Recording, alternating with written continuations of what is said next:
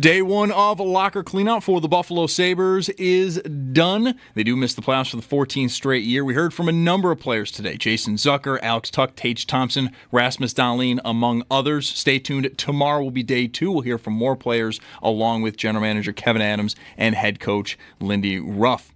To the Stanley Cup playoffs, they do start tomorrow night, the first game being St. Louis versus Winnipeg at 6. Then following that's going to be Dallas versus Colorado at 8:30. Note, though, on Dallas, they are not going to have forward Jason Robertson for Game 1. He is considered week to week with a lower body injury. A week from today, we'll hopefully have a first-round selection for the Bills. For more on some of this year's prospects, Howard Simon and Joe Marino continue to have profiles up at our website, WGR550.com. If you did miss it yesterday for the Bills, cornerback Trey White is returning to Buffalo on a one-year deal worth up to $6.8 million. We also have more on that up at our website as well.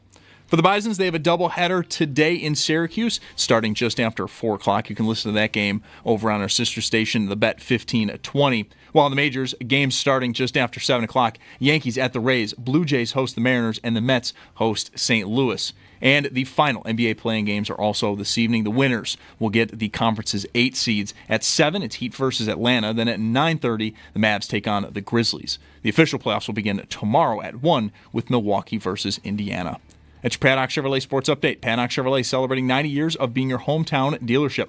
I'm Zach Jones for WGR Sports Radio 550.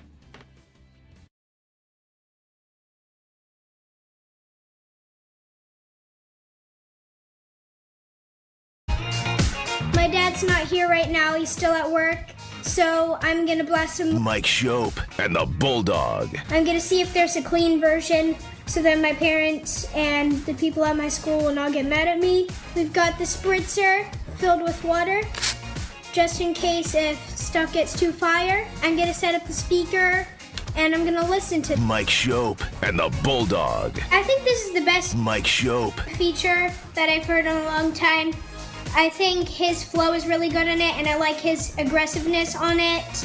And the Bulldog. Put not enough effort in it. I think overall his flow was good, but I don't like that mobile rapping. That was my review of Mike Schopp and the Bulldog. Didn't need a spritzer. Wasn't fire enough. No spritzer for you. No spritzer. All right, happy Friday. It is Good Friday. Mike Schopp and the Bulldog here. Thanks for joining us. You said you're not hosting for Easter. No, we're not. Wifey's got to work Saturday night and Sunday night, so that's tough. I mean, so we're pivoting to my younger sister's house, but I still have shopping to do. I had to go get food. Where I've gotten sausage for years and years and years, recently closed, a little place in Black Rock, is gone now. So I had to go out somewhere else, but I got a bunch of kielbasa, and I'm going to get some baked goods tomorrow at the Broadway Market, and we'll be over there Sunday eating sausage and pastries. I'll tell you, my story starts like yours did, where my wife and daughter are flying in Sunday from a trip, so I'll tell you what I'm not doing is hard boiling and then dyeing and then hiding $50 worth of eggs, which is 4 dozen eggs for teenagers. Yeah, I'm not doing that. That's what I'm not doing this year. I neglected to mention because I haven't done it yet, but I am responsible for bringing hard-boiled eggs. I'm not dyeing them, but they are a part of the meal.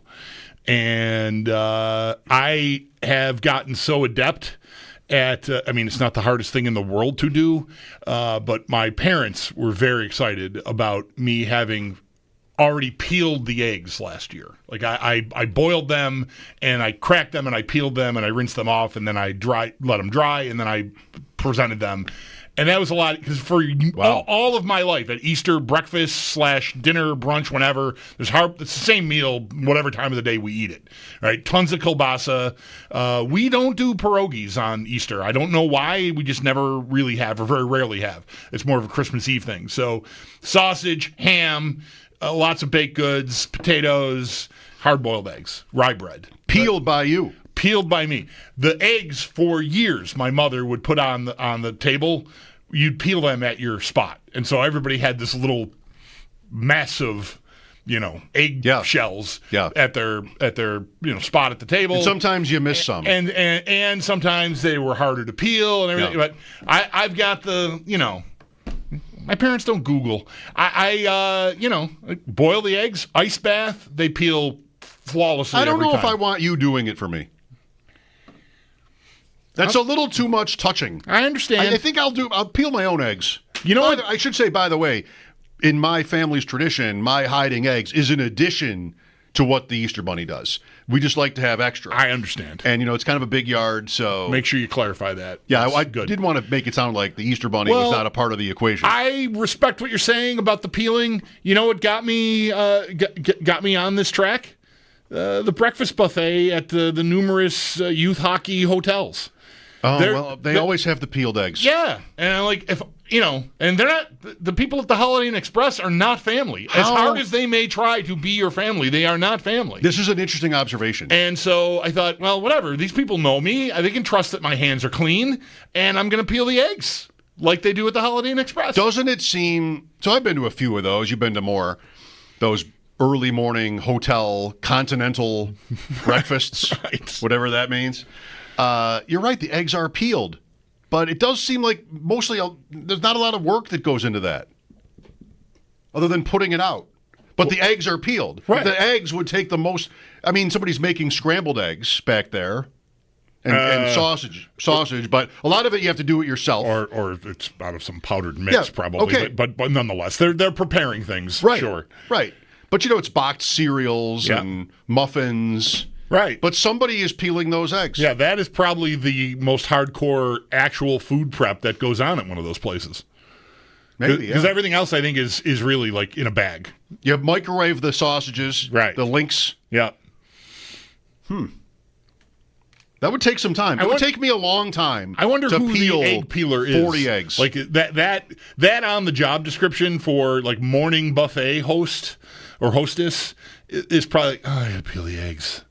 Every day I got to peel the eggs. But that might also be, it might be the job you don't want. So if you put seniority, that's what I'm saying. You stick the new person with the eggs. But you do kind of have to do it well. That's right. Yeah, you cannot in a bowl of what are those bowls might hold the 24 eggs, right? And they get replenished through the morning, I suppose. Yeah, you can't be putting lumpy, badly peeled eggs with the yolk showing out there for people at the hotel buffet breakfast. They got to be clean. They got to be clean. Yeah, that's a lot of pressure. That's the interview. Can you peel an egg? I think they think maybe that's the interview.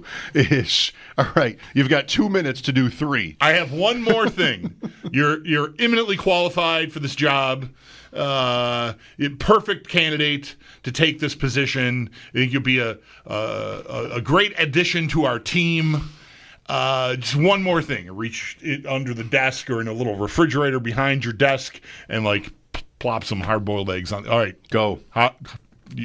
Have at it. Have at it. Speaking of having at it, let's throw down some reverse AFC power rankings. Powered by Empire Electric, your residential neighborhood electrician.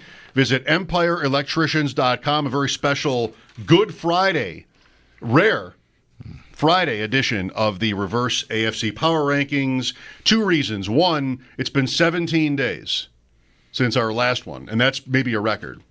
And 2 is that the draft is next week. Right. So, what? Last look at it. Nothing. There's a line I want to say, but I can't. Is it about God? Yes. Really? Yes. I can't. I'm going to see my family on Sunday. I can't. Some sort of resurrection? I just, of the power rankings? Please. I'm just guessing. I am not prepared to take any further questions. 16. There is one team right now in the AFC that I think is is down the worst. I want to finally run with you. I'm always pushing back against how highly you want to rank a certain team in this exercise week to week. You're right with me here. Numerous off seasons. They're going to be the same as they always are. And I don't know, maybe you can still say that right now, but I want to punish a team for spending months waiting for Aaron Rodgers to hang glide in, tripping his nuts off on mushrooms to take their quarterback job. Writing it in. The Pittsburgh Steelers. Pittsburgh. Writing it in. Right now, you're Tennessee. You've got the number 1 overall pick. You're crushing Cam Ward tape. You're talking yourself into it. You're the Browns. You're going to see Journey for free. And you're getting Travis Hunter and probably, well, I can't say probably, maybe Shadur Sanders later on as well. That's exciting. The Jets are the team that told Rodgers to shove it. Pittsburgh. They get points this week just for that. That's right. They do get points. They made him mad. Pittsburgh at 16. Finally, which team would you less rather be? That's it for me. You're right there with me on that. I might rank some UFL teams below them or above them, but they're not eligible. If only you could name any, you would do it.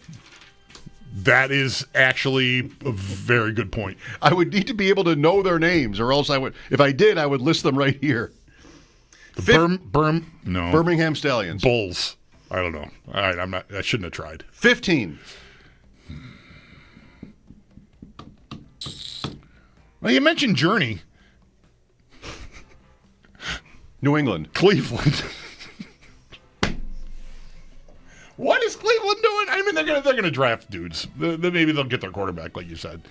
Who did you say? New England. Oh, get the hell out of here with them. No. Cleveland. Wow, I was almost like half kidding about Cleveland, but okay. Well, they've been 15 or 16 for 2 months straight. Okay. Yeah, they're still not good. Well, how many days has it been since we did this? 17. And was I here for that time? Probably not. April 1st. No, you were not here, because that's around when I wanted to move the chairs. Right. It's nice to have timelines on things that everyone understands. Yes. Sports marks the time. 14. New England.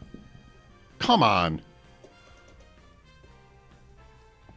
I think I want the Raiders. Oh, really? Gino's not doing it for you? No. I think they'll be pretty good. If they pick Genty at 6, which is like what almost every mock draft says, is that a good pick? I'm going to say no. Running back. Yeah. I don't know if it's good, but it'll be fun. Yeah, and he'll probably help them. So why isn't it good? Because it's running back. Because some other dude would also help them, probably. This is a team that picked a kicker in the first round, and he was good. Yeah. Did it matter? I want that back. I think the Jets belong here. Get me off the Raiders for now. I think the Jets. You get one front 9 mulligan. I'll go the Jets here. 13. Tennessee still on the board. I wanted to say Tennessee the last time, but it was going to be a 3-way tie. I didn't want to do it. But they're still not. I think Cam Ward's good. Yeah. But he was also on a stream talking about Treylon Burks, the top 4 receiver. Well, you know what that is. He's laid it on a little thick. I know where I'm going, that. and right. I mean, it's delusional, but it more reminded me Treylon Burks is still on their team, and I'm like, that's not a good receiver. You'd be better off not mentioning him at all. Yeah. But you probably feel some pressure to. Is it like Belichick reading the Bills' depth chart? Yeah, I don't know. We're talking about them on a Wednesday. This is him playing a video game. Please tell me it was on Twitch. I believe it was on Twitch. Okay, because that's what that platform is often used for, is where gamers convene. And where are our games? Shouldn't we be playing a game while we're on Twitch? What game should it be? What game could we play while doing this? I mean, I'd play some Minecraft while we're doing the show. There you go. Talk about the movie too. Yeah. All right, you get water dumped on you and food thrown at the movies, at the Minecraft movie. Yeah, I've heard about that. Yeah. That's why I'm not going. Also, don't give a crap about the movie. So those are the 2 reasons? That's another reason to not go. Yeah. All right, what then? Yeah, I don't know. I'm all over the road here. I'm Tennessee. I feel like I've picked 3 different teams. Tennessee. Okay. 12. I'll get to New England with you now. Okay. You got to compromise. You got to give a little. 11 Colts. Would you want to be the Colts? For any reason? No. For any reason at all, would you want to be them? Owner's crazy. Quarterback doesn't know how football works. One of them. The other one is Daniel Jones. Falls down in the open field running with no one in sight. I mean, it's one moment. I'm sorry to have that define him, but it's one of the most hilarious. It's like up there. It's almost as good as the butt fumble. It was like an 80-yard run. Tripping over his own feet with no one within 10 yards of him is pretty incredible. Hi, I'm a pro athlete. I'm on TV. There's 60,000 people or more in the stadium watching me. You know, that's one play. He's a pretty good runner. The stat on Daniel Jones when he was playing was about how few touchdown passes he threw for. 2022, started 16 games, threw for 15 touchdowns. That was a playoff team, right? Just like the rookie year was there. Otherwise, 15 is his career high. Well, he might start week 1 for them. 10. Miami. You got me off the Raiders? Or yeah, Raiders have not been named yet. Then I want the Raiders. I want Miami. I'd rather Miami here. I'd rather be the Raiders than Miami. Miami 10. If you get past that they're in Kansas City's division, can't you see it? Or should you just not get past that? Why would you ignore that? Well, I don't want to ignore that. There's something about Pete Carroll bringing Geno, like, oh, we're going to make this with, it's like Seattle. I don't know. I'm not sure I'm buying it. Best tight end in the league. If they draft Gentry, top 5 running back in the league, maybe they'll draft a receiver in round 2 and put him with Bowers and Jacoby Myers, who's really underrated. That's pretty good. Chip Kelly. How are they at the blocking? Most accurate quarterback in the NFL. I don't have any idea how that goes because Geno needs That's right. Things. Okay. So Seattle's line was bad. I might be worried about that. Fair enough. I'm not saying they're going to be great. Yeah. But I definitely think there's a potential there for the Raiders. Miami at 10. 9? Vegas? Is it time? Yeah, please. My God. I think I wanted them at 15. 8. Jacksonville. Okay. 7. Houston. All right. Houston. Everybody's a playoff team now. And the Bengals. The Bengals were not a playoff team. Who was that we already buried? Pittsburgh at 16 was a playoff team. That feels good. 6. Denver. 5. Chargers. Cincinnati. I'm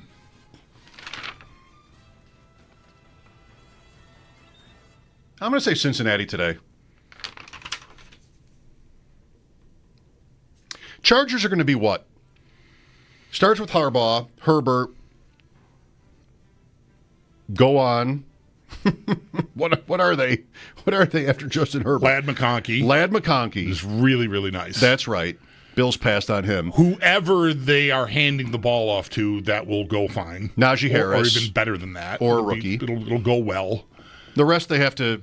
Tyler Conklin. The rest they have to fill in. They drafted a tackle last year. Like they just got a building block stud there. Ooh. Yeah. Joe Alt? Yeah. It's hard for me to like the Chargers because I have a Harbaugh problem. Mostly a Jim Harbaugh problem. I'm pretty neutral on John. But I think they're going to be good. Like, I'd worry more about them in that division. If anybody's going to take a run at the Chiefs, I feel like it's the Chargers, not the Raiders. 4, L.A.? Is that where we are? Yes. Sorry, we're all watching Justin Thomas playing this ball off of I thought that was concrete, but it was sand. So it was sand and the red line for the hazard was right by the break wall or whatever that is. Is that the term? I don't think that's a break wall. What is it? Good question. The wood I don't know. that goes up against the water, between the water and the land. What is that? And he's standing on the one beam there, hitting the shot from the red. The ball's on the red line. Yeah.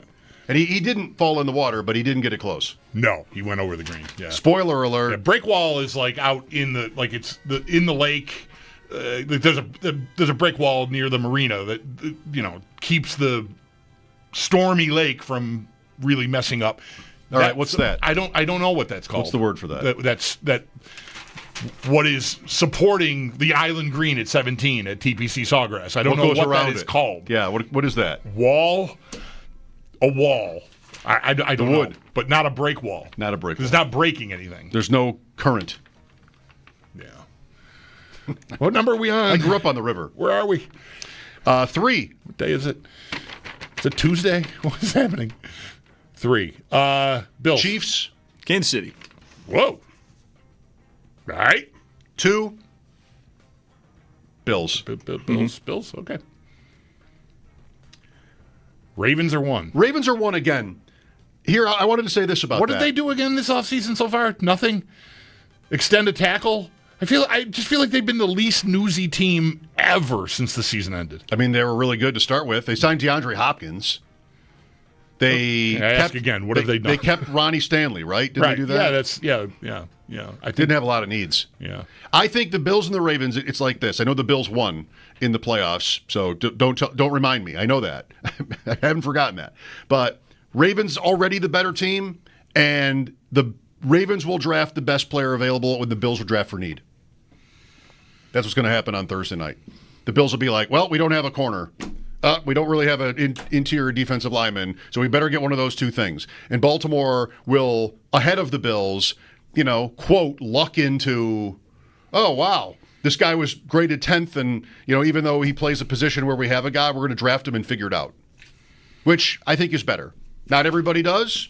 There's an argument for what if the Bills drafted, what's the extreme here? An offensive tackle? That'd be pretty crazy, right? Maybe that's too extreme. If the Bills drafted at a position where they did not seem to have an opening. I would like to see this taken out for a spin in the form of Nick Emenworry being available when the Ravens pick. Again, he doesn't have to be the best player, but he'd be a candidate for best player available if it's, what are they picking, 27? I don't even know where they pick. 28. Okay. He gets that far. On TV, he might be, Mel's best available by the time. And do they do that? They've already got Kyle Hamilton. They've got the reason I'm so intrigued by Nick Emenworry. I would be stunned if they would draft that player. 27. So they're in the group of divisional round losers, and the Lions are too. The Lions had the best record of that group. So Baltimore 27, Detroit 28. Do we know what Detroit's going to do? What are their needs exactly? Defense. Everybody got hurt. Right. Edge. I see edge for Detroit, even though they have Aiden Hutchinson. Yeah, like offensive tackle would be nuts for the Bills. Even if there's one of these guys who could go top 5, that would still be crazy. Yes, because they got 2 good ones. But yeah, Baltimore will end up drafting somebody, and people can resent this. You're welcome to resent this. People go, ooh, that's exciting. That's really interesting. Here's how that will work. And very few teams, the Eagles get this. The Ravens get this. The Eagles get this. The Bills really don't. The Bills have done fine. But I don't know. If they don't draft a corner or defensive tackle, I'd be pretty surprised. Maybe really surprised. Sneaky Joe this morning got to edge for the Bills at 30. Enough with the defense. I think it's a little bit of our conversation with him yesterday, which is, all right, they haven't drafted these defensive tackles, but so what? And maybe you get there where you think about the importance of run defense, and I heard Joe this morning say, and by the way, they were better at it than you think, 10th in DVOA, etc. You can get to edge rusher as more of an impact position. I'll listen to that. All right, we have 4 guests today, starting next with Sam Panayotovich. Joe Goodberry joins us at 4, Sal and Paul in the 5 o'clock hour. It is Good Friday. Thanks for being with us. Sammy P. on NFL draft props and the upcoming NHL and NBA playoffs when we return here on WGR.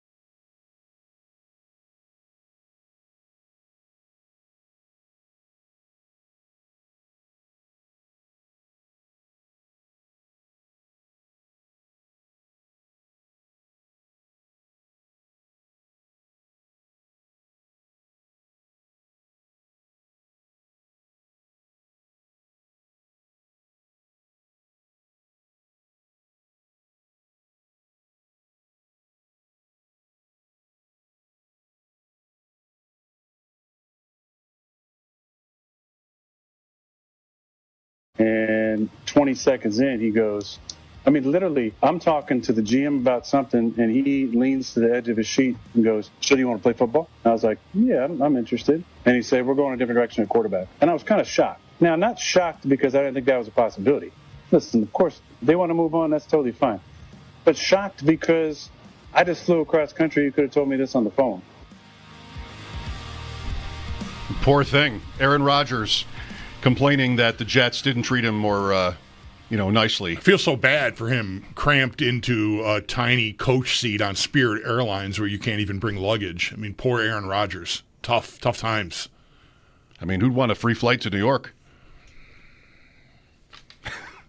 Sorry. Rob Pelinka, Bulldog. You're a big Rob Pelinka guy, I believe. The Lakers have signed him to a contract extension. President of basketball operations now, along with being the GM. Often gets confused for Rob Lowe. Rob Pelinka. Because their names sound so much alike? No, they look alike. Although, Rob Lowe is way more sort of symmetrically handsome, if that's a term, than Rob Pelinka, but it's close enough. You watch The Floor, right? Wednesday nights on Fox. What does this mean? Is Pelinka does he have comically huge ears or something? What's the problem with Pelinka? Rob Lowe is kind of like a perfect face. All right, I get that. Closer to like a B plus, A minus. Classically handsome Rob Lowe. Fine, I can accept that. Like Sam. Jesus. Sam Panayotovich on the Wester Hotline, host of Bet Sweats on the Odyssey Network. And that's with Joe Ostrowski. Insider Calls presented by BetMGM. Check out the latest lines today on the BetMGM app. Be sure to listen to Bet Sweats and Sam's podcast for more analysis. Just search BetMGM, Sam's name, all of it, wherever you find your podcast. This is an old copy. This is bad. I'm trying to replace all the earlier names and doing it on the fly. It's a bad job. Welcome to the show, Sam. Speaking of perfect face, right? How about that? Yes. Lord. Yes. Bulldog, you watch The Floor Wednesday nights on Fox? I don't. Rob Lowe. No, don't know what we're talking about. There's something about just not quite fit for the role. I don't know what a game show host is supposed to be anymore. Oh, okay. This is a game. I get it. Yeah, the game show. I saw the horrible promotions for it during football season. When he says, let's duel 7-8 times a show, it's just almost laughable. Yeah. Right, Sam? I'm more of a Chuck Woolery guy myself, Mike. The late great Chuck Woolery, who got really weird there later in life. Okay, Sam. Well, bad news. Sorry to be the one to break it to you, but the Rockies cannot lose tonight. Oh, they're off again tonight? Postponed by weather. Oh, man. That's one of my new favorite things. Sneaky Joe and I talk about the Rockies basically every day now. We've bonded over how bad they are. Can you envision them winning 60 games? No way, right? And no, because they'll make trades, right? Like you've said that. You need to cross the threshold for wins. So if they end up playing fewer than 162, like this game somehow it snows all weekend in Denver or something, and they don't play one or two games, that's not bad for you if you have the under. Well, if it gets too out of hand, though, it does, because a lot of the books have it in the house rules, and every house has a different set of rules. Mm-hmm. Most places are 159.5 games for action. So if you get 3 games canceled and you only play 159, that's a void. You don't win or lose. You get your money back. So it depends on where you shake at the end, but most places are like 159.5 or 160.5. Just in case there is that cancellation or two, you're not going to get totally screwed. But I've had a couple guys over the years where they've made really nice under bets, and then the team doesn't make their quota for games. And then despite having a winning ticket, the bet gets voided, and you don't technically lose anything, but you don't win either. That's not fair. It's not fair if you already have it won.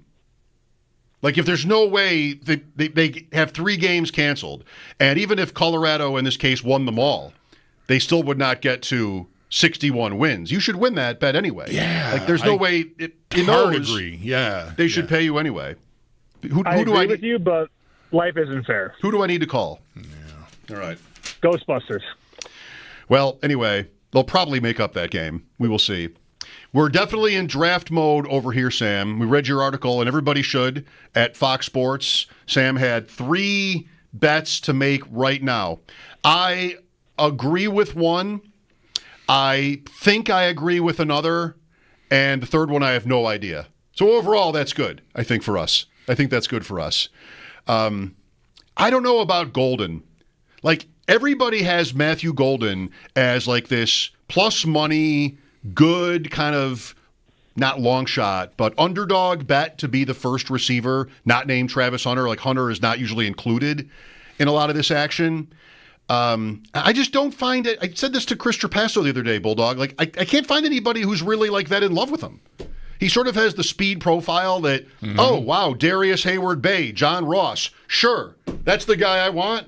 So I don't know. I think it could be right. The thing about him that I still like is I felt like he was pretty well thought of before he ran 4.29, and then that only sort of enhanced it. And maybe, I don't know, maybe he's gotten up into a part of the draft that maybe he just flat out doesn't belong, and that's what's going on here. But I liked him before he ran fast as an idea. Like, you know, getting open and just, you know, sort of a tactician and creating separation. I felt like that was all kind of there for him, the route tree. So I don't know. I'm struggling with the problem that there is with him, I guess, myself. Well, it's twofold. Number one, you know, 2 things make general managers crazy in the NFL. A lack of quarterback play. I mean, that will drive anybody insane. Think about Michael Penix going 8th overall. I mean, that's quarterback necessity, a need for depth and talent at quarterback. So quarterback lack, if you will, drives a GM crazy. The other thing is speed. People fall for speed. And I agree. There have been a lot of speedy guys over the years that haven't done jack in the NFL and never lasted, never had long careers, but people still draft on speed. And I think Golden is interesting because he did put a lot of really nice stuff on tape in the SEC, which is the most talented conference in the country. Big Ten may have been better, but the SEC has more talent. That's obvious. And, you know, it doesn't take much, guys, for people to listen to Daniel Jeremiah and Dane Brugler and Adam Schefter all sort of going out of their way in the last couple of days and saying Matthew Golden is coveted by a couple teams in the top 15. That's all it takes. I mean, that's why this market has changed. And, you know, you brought the article up. I believe, I don't have it in front of me, but I believe I recommended Golden at plus 170. Correct. Now he's plus 110. It's moved 60 cents. So this has already shifted 60 cents in 2 days, and that's really the story of draft betting. You know, you can make a really good bet if you get ahead of the market. So win or lose, I've made a good bet at plus 170, considering now the market's at plus 110. Would you bet it at plus 110 if you didn't have the other bet? Would you still like it? Yeah, I still would. Okay. Yeah, I still would. I wouldn't get as weird on it. But I think there's a really good chance by the time we get to next Tuesday, Thursday, whatever, I think Golden's going to be favored to be the first receiver that isn't Travis Hunter. So the one thing about draft betting we've learned, guys, is, you know, information is undefeated. And oftentimes there's no defense. You know, I got a couple guys like Stingley Jr. a couple years ago. He was 11.5 over under. He closed at 5.5 and went 3. So anybody that tried to go the other way late got cooked. And, you know, my favorite example of all time is the 22 draft. Quay Walker's over under was 40.5. It went all the way down to 32.5, and he went 22nd. So you see a lot of steam in this draft, and oftentimes, even though it moves a lot, it's still good no matter what. Mm-hmm. By the way, I want to fill out the earlier point. So I don't have an opinion on Michael Williams going earlier than pick 16, and you recommended that at minus 120, at least at the time. I love the Loveland one. I've been saying this all the time. I like him to be the first tight end at the price, which is plus 500 as of yesterday, and hadn't even really moved. But Loveland versus Tyler Warren, this is also for me, Sam, a reflection on what I'm kind of like always hearing, or at least that's what it seems, which is Warren's good, maybe really good, but Loveland is like the pass catcher prototype guy that maybe should go in front of him. So at 5-1, I haven't bet it because I live in New York, but I like that a lot. And you liked it at under 19.5, which to me sounds more and more likely every day. Yeah, and Circa opened up all their draft props yesterday. Very sharp book in Vegas, and they opened Loveland at 17.5. So I was very happy to see that as somebody who bet under 19.5. So I'm in a good spot again there. He's more of the Kelsey, Tony Gonzalez mold, where he's going to catch more passes and get you into the end zone. That sounds horrible. Yeah, right. Exactly. Yeah, unlike those guys in Buffalo, right? But I think the comp on Warren is more George Kittle, which, again, isn't a bad comp, but Kittle is not the receiver that those other guys I mentioned are. Kittle's one of those guys that's going to block you and block your ass off the line, and depending on what you want, people could go either way. Now, Warren has a much lower over-under. He's about 9.5. But, Mike, you're not the first person to pontificate about the potential for Colson Loveland going first at tight end. And at 5-1, you could bet a little to win a lot there, and I understand it. You're not the only person to think that. Have either of you guys heard anything? Because the first I've heard of it is today. It's funny enough, Sam, I got here, and you had texted me your column with these bet suggestions in there, so I read it when I got here, and I started scrolling through Twitter. Have you heard anything about his medicals? Because Benjamin Albright is based in Denver and is pretty plugged in. Like, he's not Jake Glazer, but like people ask him questions, and he's pretty plugged in, it feels like. And somebody asked him about Loveland's medicals today. Is it a problem for him? And Albright's response was more than one team believes that they are. Yes. And that's the first I've heard of that. Have you heard anything about that as it pertains to Loveland? I have not, and I also think that's a little silly at times because, say, a guy has a bad ankle coming out of college, that gets better over time. I mean, by year 3 in the NFL, it's not an issue anymore for the most part. So I don't know. We've also heard a lot of that about Abdul Carter. Oh, he's got a bad lower body, he's got a bad ankle or whatever. And okay, I get it in the present tense, but a year from now, that's not going to be a concern. So, no, I haven't heard anything, Bulldog. If you say it's been floated out there, I believe you. But I think the betting market knows a little bit more than the average bear. And, to see Circa open, again, I can't admit enough how much I respect Circa's number. So when BetMGM and DraftKings are 19.5 and Circa opens 17.5, that's pretty telling that the other books were wrong and that Circa's right. And, that's a pass-catching tight end in a quarterback-driven league. It's easy to connect the dots there. In a draft that isn't full of top-end receivers, too, for what it's worth. And that should be worth something. Right. You might have 2 receivers that go in the first 32. That's it. I think there's a decent chance, I don't know if you could bet this, but that more tight ends go in the first round than receivers, if you don't count Hunter. Because Mason Taylor is now a first-round pick, apparently. Yeah. Oh, okay. So that'd be 3-2 tight ends. I haven't seen a market on that, but I tend to agree. I think, Luther Burden is the one guy. I saw somebody mocked Luther Burden of the Bills. Yes. Ironically enough. And he was a pretty solid receiver in Missouri. And, Missouri didn't have a great O-line or a great quarterback. So I think, Burden might be a better pro receiver than a college one. But I think this lack of speed. I remember the one year where it was, Olave and Drake London and Garrett Wilson and Jamison Williams. That's not this year's class for sure. Right. With Sam Panayotovich, Mike Schopp and the Bulldog here. Before we move on, any other draft props you like that come to mind? No, I've given you the 3 that I bet. I think Abdul Carter is worth a little bet to go number 1. I understand that, the Titans probably take Cam Ward, but he's priced at the same range that Caleb Williams and Trevor Lawrence and Joe Burrow were. And I'm sorry, guys, I'm just not there on Cam Ward. So, 35-1 is 35-1. If you bet $10, you can make a lot of money on a very small bet. So I think that might be worth some pizza money. But the way the draft is booked now and the way that the limits are so depreciated, that's really it. I like Loveland under, I like Williams under from Georgia, and I like Golden to be the first receiver. But that's really it in terms of things I love. It's just not the way it used to be. It used to have so many more markets, but the books have realized that, hey, we don't win on this stuff, so let's turn the water off on a lot of these different avenues. We usually don't talk a ton of hockey during these segments, but I know that you have spent some time and had plenty of ideas for Stanley Cup playoffs, which begin on Saturday. 4 days of game ones, by the way. Like, I don't know what the hell they're doing over there, but still, what sort of ideas, what kind of strategies do you have as the Stanley Cup playoffs get set to get going tomorrow?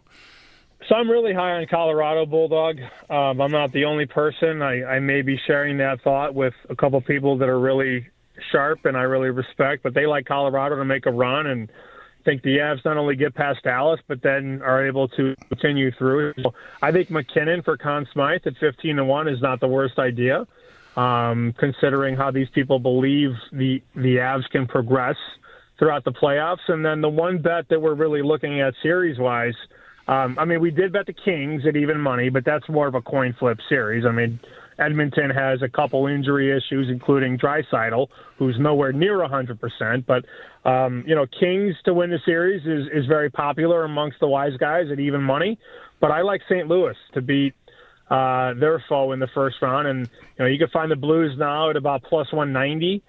Binnington has definitely been there before and has carried that team far before. So if you're looking for a series bet, I think you can start with the Kings and then maybe move on to the St. Louis Blues. But I did put in pocket. I made a $500 bet on McKinnon to win the Conn Smythe at 15-1. And if they make a run and they win that cup, he's going to be the guy. That'll be real nice. Yeah. Have you been watching it closely enough to notice whether the odds on that series, Colorado-Dallas, changed after Robertson got hurt last night? Because he's going to miss game one, and it's week to week. He might miss the whole series. They're still, I don't think they've said formally if Heiskanen is going to play, but it's all spring. It sounded like he was in doubt for the first round series. So, I mean, those are two. Heiskanen is one of the best defensemen in the league. So that's a big miss for Dallas. But Robertson is fresh. Do you know if that moved the line? It moved 50 cents. So Colorado opened about minus 115, and now I see Colorado minus 170 at a couple places. Now, most books are in that 150, 160 range, but definitely a blitz on the Avs. And, when you see that happen, Bulldog, I think what you have to do is, you have to have the foreshadowing ability to not only look at the first series, but look at their past. And, right. If they win that first round, things open up for them. So, if you don't want to lay 170 or 160 first round, you could bet them to win the West or bet them to win the Cup or bet like I did, bet McKinnon to win the Conn Smythe. I think Colorado has a lot of things working in its favor this year. But not in baseball. That's in hockey, just so everybody knows. They hear you say that, and they're going to clip it. Want to make sure we're clear on that. Thoughts on the NBA playoffs? I didn't do much. The only bet I made so far is the T-Wolves to cover game one. I bet plus 5. It's down to like 4.5, 4. Still like it. How about this? LeBron in game ones all the time. I went and dug this up. I looked at this website, StatMuse, I really like. LeBron James all time in game ones, straight up, is 31-23. That is not good, guys, considering he's usually on the better team or the team that's favored. My guy, Michael Jordan, 27-10 all time in game ones. Ha, ha, ha. But, LeBron, you can get early. You can't necessarily get him late, but that's a guy who's been very average early in series. So I like Minnesota in game one against the Lakers. I'm just taken by that this will be his 55th one. That's a pretty good number. Right. 55th series. I mean, 17 over, though, is better than 8 over. No, I know. But you mean, if again, to avoid any confusion, you mean Benjamin Buckets? Who's Benjamin Buckets? Bulldog. LeBron James has 5, 6, 7, 8, 9 basketballreference.com nicknames. How many do you need? What's the point of a 9th nickname? Especially if one of them, and maybe the most well-known and often referenced, is King James. King James. You got a king in your nickname. You can just stop with the proliferation of other nicknames. We really don't need any help here. We're all set. Only Bobby Orr, God, can top it. Can top it. Right. Yeah, Sam. Apparently LeBron James is in some circles known as Benjamin Buckets, also Captain L'America. Oh, my gosh. I'm never going to say that ever. No one has. No one ever is has. Right. No one is right. What do you do for Easter, if I may ask? I'm doing rum ham. You know what I'm Rum doing? ham, Rum of course. ham. How did I forget? My mom is bringing the ham to our brunch, so I did not, and I didn't.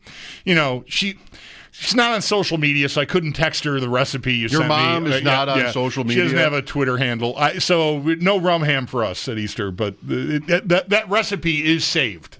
Not that it's real complicated. Soak a ham in rum with brown sugar, basically, right? That was it? Is that, do I have it? Yeah. Yeah. The toughest test is killing the pig. That's the toughest. Right. Let somebody else maybe do that. Right. Your mom's not on social media. Wait a minute, mine is. So what am I even joking about this for? All right, Sam. Well, happy Easter to you. Thanks for your time and good luck. Good to talk to you guys. See ya. Sam Panayotovich, Bet Sweats, Monday through Friday mornings. You can hear it on the Bet 1520 and on the Odyssey app. Insider calls presented by BetMGM. For all of your betting needs, check out the newly rebranded BetMGM network on the Odyssey app. From the BetMGM network, Nick Costos from You Better You Bet will join us on Wednesday. So we have Sam and now Joe Goodberry coming up, Sal and Paul as well today. Draft week next week, Monday, Eric Wood. Tuesday, Ross Tucker. It'll be like a Bills week. And then Nick on Wednesday.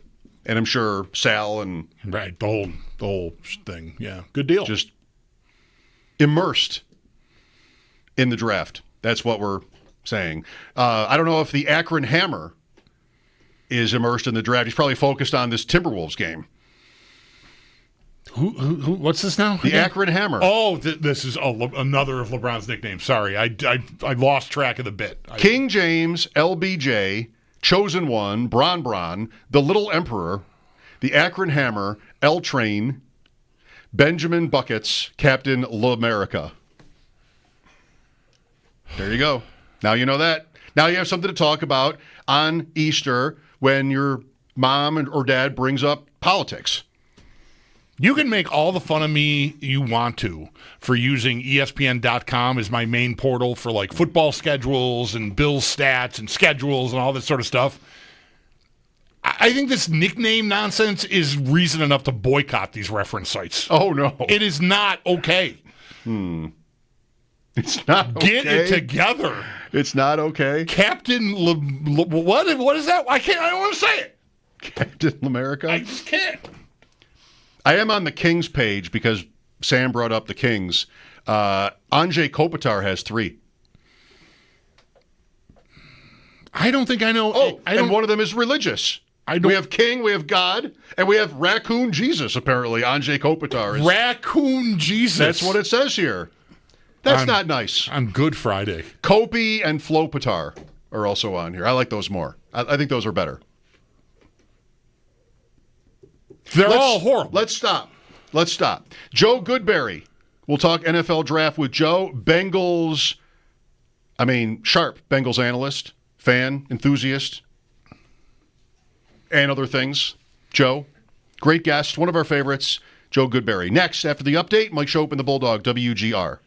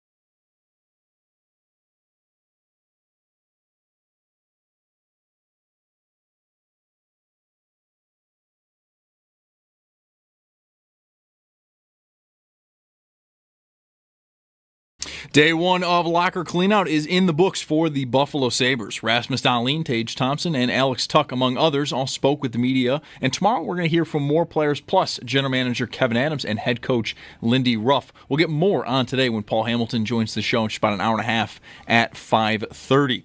The Stanley Cup playoffs do start tomorrow night, the first game being St. Louis versus Winnipeg at 6. Dallas versus Colorado will follow them at 8:30. Dallas, though, forward Jason Robertson is out for Game 1. He's considered week to week with a lower body injury.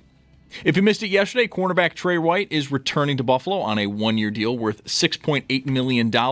For more on this, we do have a piece up at our website, WGR550.com, and we'll get more on his return when Sal joins the show at 5. The Bisons have a doubleheader in Syracuse starting in just a few minutes. You can listen to those games over on our sister station, the Bet 1520. In the majors, 3 games starting at 7. Yankees at the Rays, Blue Jays host the Mariners, and the Mets host St. Louis. And the final NBA playing games are this evening. The winners get the conference's 8 seeds. At 7, it's Heat versus Atlanta. Then at 9:30, the Mavs take on the Grizzlies. Then the official playoffs will begin tomorrow afternoon at 1 with Milwaukee versus Indiana. That's your Paddock Chevrolet Sports Update. Paddock Chevrolet celebrating 90 years of being your hometown dealership. I'm Zach Jones for WGR Sports Radio 550.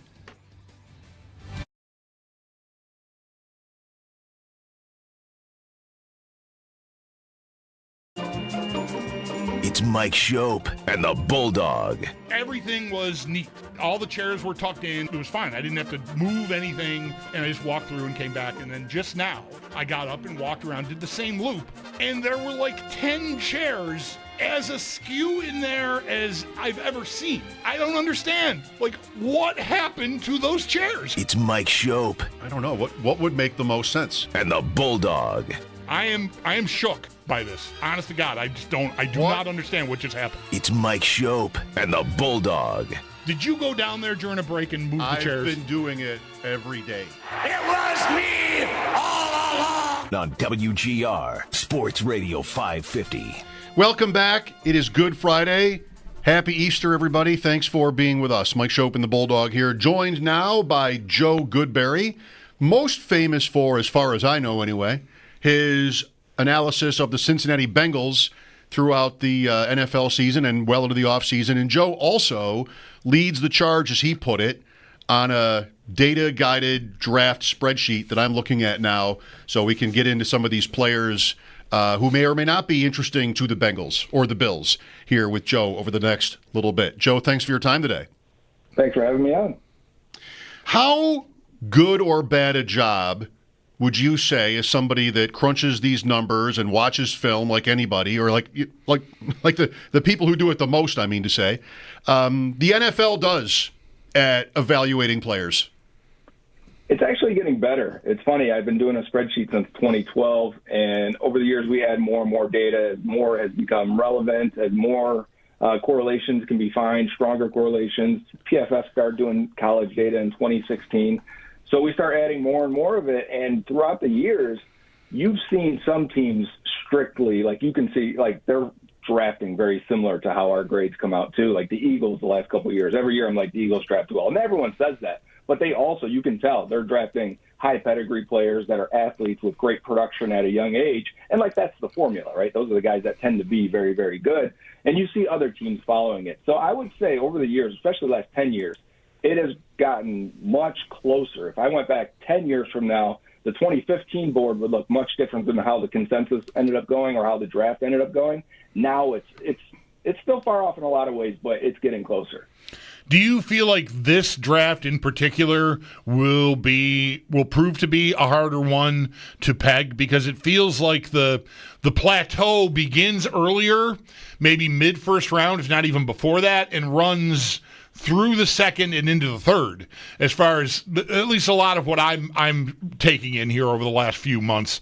So that seems like there could be, I've said a few times, there's going to be guys picked maybe, as late as Friday night, like third round, that we thought were going to go in the 20s.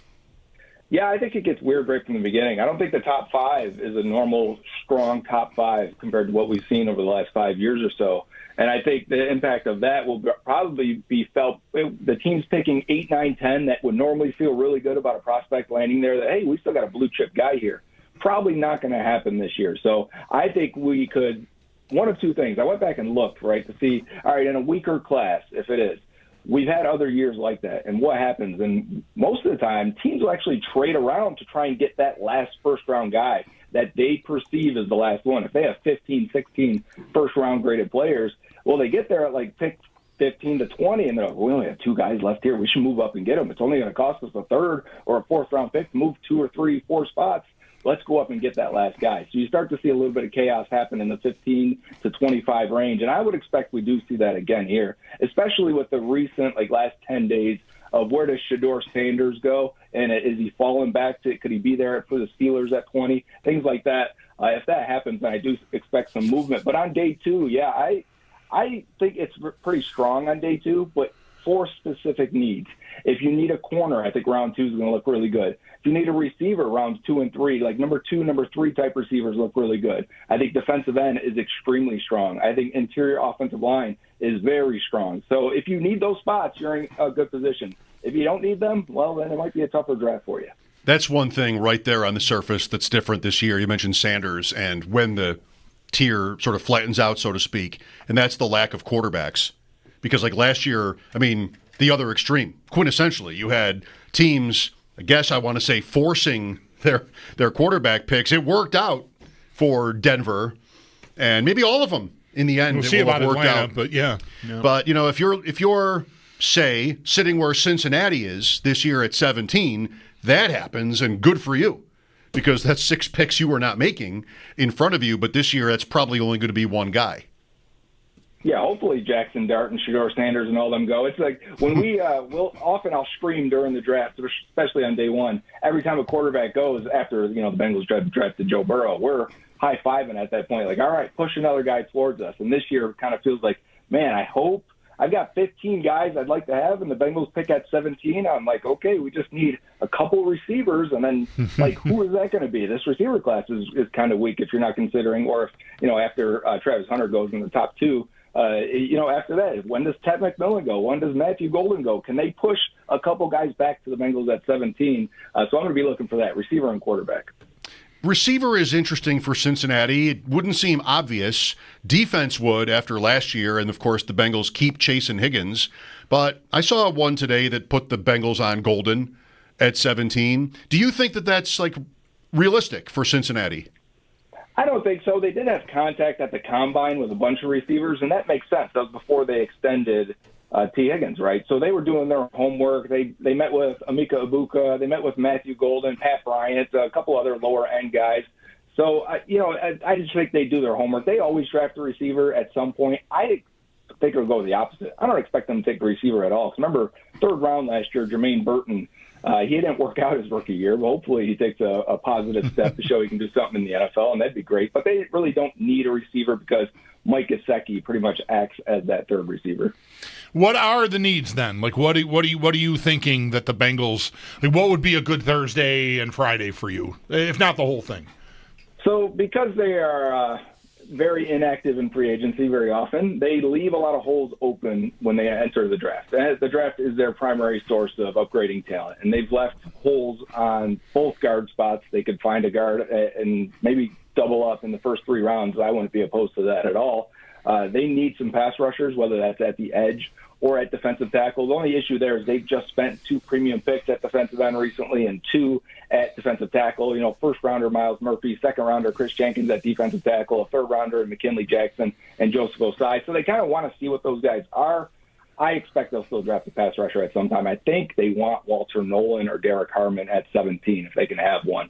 Walter Nolan probably being the prize if he's still there, which is mixed boards there say he will or won't be because he's got some character questions that have to be answered. But if he's there, I think the Bengals would love that. And then if they can get a guard in round 2 or 3, get a pass rusher as well, too. I think they could get a Walter Nolan at 17, a guard, whether it's Tate Ratledge from Georgia at 49, and then come back at pick 81 in the 3rd round and say, all right, who's an edge rusher? Who's the best edge rusher? Who's the best linebacker? Who's the best safety for us?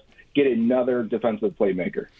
Is there any chance in your mind that something happens with Hendrickson next week leading up to Thursday or even on Thursday or Friday?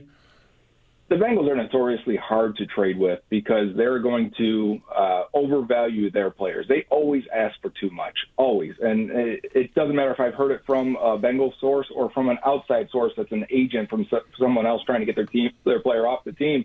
They're like, yeah, okay, they'll trade you, but they want a first-round pick. Well, no one's going to give you a first. So would you really actually trade them, or are you going to be open to negotiating? They are so hard stance in what they want. I remember, it might have been 2017 now. It might have been 2016. But October 31st, it was Halloween. It was the trade deadline, and the Bengals are trying to trade A.J. McCarron to the Browns within the division. Hugh Jackson's there, right? And I think they're 0-8 at the time. And the Browns are like, we'll give you a third-round pick for A.J. McCarron. And the Bengals are like, nope, we want a second and a third-round pick for A.J. McCarron. Like, who in their right mind would want a second and third-round pick? But the Bengals are playing hard all the way to the final deadline, that 4 p.m. trade deadline.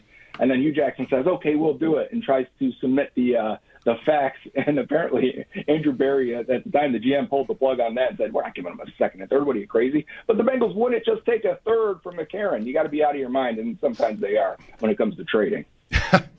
What was the story after that? Was it that was the trade even maybe announced and then unannounced? Yes. It was like that, right?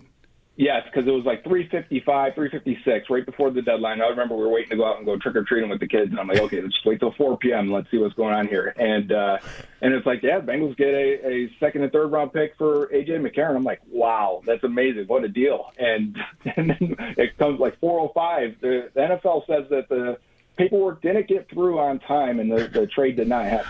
Yeah, generously put by the league, I think, in terms of the Browns. Well, how do you think the thing with Hendrickson will end, Joe? I mean, good credit to them. We've talked for years here. They did manage to find their way to keeping both Chase and Higgins, and the Higgins contract doesn't even seem like it. Like it's big dollars, but it seems like there's an out pretty quick. So good on them. What about Hendrickson? Yeah, very team-friendly deal from T. T did a solid, actually. He took a little bit less to stay with the team. I want to say that. We as fans, I think maybe they'll take a hometown discount. Play here, a couple extra million. You don't need that. Stay with us. It never really happens. It's fairy tales, but this time it actually did. So I would like to give him credit there. But Hendrickson, I expect the Bengals to apply as much pressure on him as possible to take the offers they have given him, which means first round goes through, and trade, no one called. No one gave an offer for a first-round pick. You sure you don't want this deal? Second, third round, same thing. They're not going to trade him, right? Nobody's going to offer enough picks. If it does happen, I'll be shocked, let's say that. And then after the draft happens, the Bengals still want Trey Hendrickson. Trey Hendrickson, from what it sounds like, still wants to be in Cincinnati. He just wants to be fairly compensated and would like a long-term deal with some guaranteed money. Is that too much to ask for the leading sack leader in the NFL? I don't think it is. So I think they'll come back together. It probably won't be as big of a deal as what Max Crosby and some of these other guys got, but I do think they'll find common ground, maybe on like a 2-year, $60 million deal added on to his final year that is 1 year for 18 and some change. How good a season can the Bengals have? Like, they went to the Super Bowl, we know. Is that like going to be, depending on sort of if they're normal in this draft, fill a couple of holes like you'd expect? Hendrickson's on the field. I mean, that's the goal, I would think, for a lot of teams. Is that where your head would be for this season coming up off of what last year was? We kind of wrestle with Cincinnati in here, in the power ranking stuff we do, because like that was a fairly big step back, but also, I mean, a couple of fluky losses, shootout games, and I think we also would have said, we know, like the Bills wouldn't want to play them. At least that's how we were talking. I don't know. What does it all add up to for you in terms of expectations? The roster is definitely worse than 2021. At the time, they just spent a ton in free agency for all the crap I gave them about not participating in free agency this year. In 2019 and 2020, leading up to 21, they were really strong. A lot of their defense was bought and paid for in free agency, and they were correct on all of them. I mean, Mike Hilton, Shelby Awuzie, Trey Hendrickson, DJ Reader, Von Bell. The list goes on. They were really good at acquiring talent, and the roster was pretty good, other than offensive line when they got to the Super Bowl. Ultimately was their failure there. But since then, you're now paying 5 times as much for the same guys when I'm talking about, like Joe Burrow, Jamar Chase, T. Higgins. So you need to find that same talent in a different position, at a defensive end, at a linebacker, at a corner, whatever you draft. So it's really dependent on that. How well do they draft? And they haven't drafted well the last couple of years. And it's why they're in the situation they were. They were very top-heavy last year, very thin roster overall. And when guys started getting hurt, when the season started stretching on, even though they got a little hotter towards the end of the year, I think they really struggled to put it all together in a lot of ways. They started the year injured too. A lot of backups and role players weren't there to start the season. I think that hurt them. As long as in addition to all the contract issues they had last summer, that should be put to rest. Other than Trey Hendrickson, let's see on that. I think the upside still is you have Joe Burrow, you have these weapons. If you add another offensive lineman, let's say you add another pass rusher, the draft is good. I think that's why the hope every NFL season, every city, is, hey, if our team drafts well, we're right in this thing. And if you have the quarterback, obviously, if you have the QB and you have the weapons, you have the guys, if you draft well, you're right there. And I think that's what they're looking at here and saying, we're just 6 picks away from being where we want to be. Would you expect them to dip into this, what looks like a pretty deep and rich running back class? I mean, Chase Brown's a nice story. I like him a lot. But beyond him, I mean, could it use a refresh there, you think? Yeah, for sure. They brought back Samaje Perine as a third down, very, very minimum deal, no guaranteed money. So he's more of a running back 3, in my opinion. I don't think they have an RB2. I don't know what some of the fans, when I say, all right, they could draft a running back in the 3rd, 4th round, they lose their minds a little bit. Like, why? We got Chase Brown. You cannot give him the same load you had last year. He was getting 99% of the touches for a long stretch of that. And he didn't finish the year. He got hurt in the last game. And if they would have made the playoffs, he wouldn't have been able to play. And they've met with Ashton Genty and Cam Scatterbo at the Combine. They've had local pro days because these guys are local with Travion Henderson, Quinshon Judkins, Caleb Johnson. These guys are expected to go in round 2. I don't expect them to draft a guy there, but there are scenarios where I could see it happening. They've always valued running back. They've always drafted quarterback, receiver, running back, and just said, we'll figure the rest out for as long as Mike Brown has owned this team. So do I think if they're sitting there in the 3rd round and Dylan Sampson's there from Tennessee, yeah, I think they could do it, right? This is a very strong running back class throughout. We're talking into day 3. There's going to be there's analysts that have said they have 30 draftable grades on running back. That means every team is going to get one. So how high do you get one? Can he be RB2 this year? I don't know, but maybe if you wait until the 6th round, it's an RB3 situation. But there's a lot of room for improvement on that depth chart. And, of course, like every team would be sort of thinking about what kind of running back they'd want. Like Brown can catch the ball, and he was durable. He did get hurt at the end, but he did hold up, as in college. So I don't know. I don't want to use the word niche here, but a guy like Henderson, Joe, who was a really good pass catcher for Ohio State, maybe seems to some like wouldn't be a 3-down back, but more of a complement to a number 1 guy. Would you more see that? Some of these guys, like Omarion Hampton, who probably will not be in the Bengals' plans, could be a 1st-round pick. But that's a guy I think if you draft, he's on the field all the time. So you'd want to find, we have with the Bills an interesting little puzzle with Cook maybe not liking where he's at with his contract and what Davis was kind of a bull and Ty Johnson. You try to find that prototype, that build, where it's like the best complement to what you have already. Yeah, I struggle with this because what is the right answer? Do you need thunder and lightning, or do you just need 2 lightnings sometimes? Yeah. Is that a bad thing to have 2 guys that could break off long runs? Like, Chase Brown's one of the most explosive backs in the league, but if I could get a hammer to go with him, even if it's a Cam Scatterbo and he's supposed to be in the 4th round or so, that's a guy that runs like David Montgomery for the Lions. That'd be great to pair with Chase Brown. I'd love that. But at the same time, if it's Jadon Blue in the 5th or 6th round that could also stretch it and run routes and catch, and that can run the same offense and not have to change anything, that sounds good too. So for me, maybe I'm different. Teams, it seems like they like a thunder and lightning approach. A lot of them do. Makes sense. But I think I would approach it as, give me 2 good running backs and I'll figure it out. By the way, Bulldog, I know you're going to ask this, but Brown, of all like current incumbent running backs in the NFL, he's one where whatever happens at the draft will affect his fantasy status either way, like significantly. I think if the Bengals wait until Saturday to draft Jadon Blue, I think Brown goes up, and we start to have more confidence that he's like going to be the clear number 1 again. And if the opposite, if they pick somebody in round Friday 3 or something, yeah, right. If they pick Dylan Sampson in Joe's 1 scenario, then I think that's going to be seen as bad for Brown. that's kind of true of everybody, but there's one where the situation seems pretty tenuous, and it could go either way. Would you agree with that? I would definitely, and I think it's because a lot of fantasy analysts weren't as high on Brown. Don't get me wrong, there was a section of people that were like, "Hey, Chase Brown, he could do this," but we've seen a lot of day 3 guys that never amount to anything. I was in the belief that Chase Brown, when he gets this opportunity, could be their lead back. And from what I know from the Bengals, they love Chase Brown and couldn't wait to get him more involved in the offense, right? And it was like, we're trying to, we're getting there, and then. That was week 4 or 5. He finally starts getting the share of the touches, and it's like, there he is. There's Chase Brown. So I think a lot of people still have a little 5th-round pick. He's not going to be the bell cow for long. We're talking about a short leash here with a running back.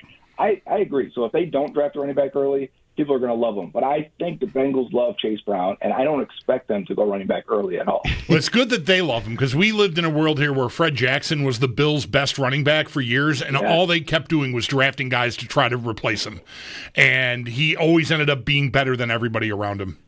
It's funny. I caught like 5 minutes of your show last week. I think it was last week when I was leaving work, and you guys were talking about the C.J. Spiller drafts and things like that, and they always just continued to try to replace him, Willis McGahee and things, all those running backs. Lynch, yeah, right. Of course, yeah.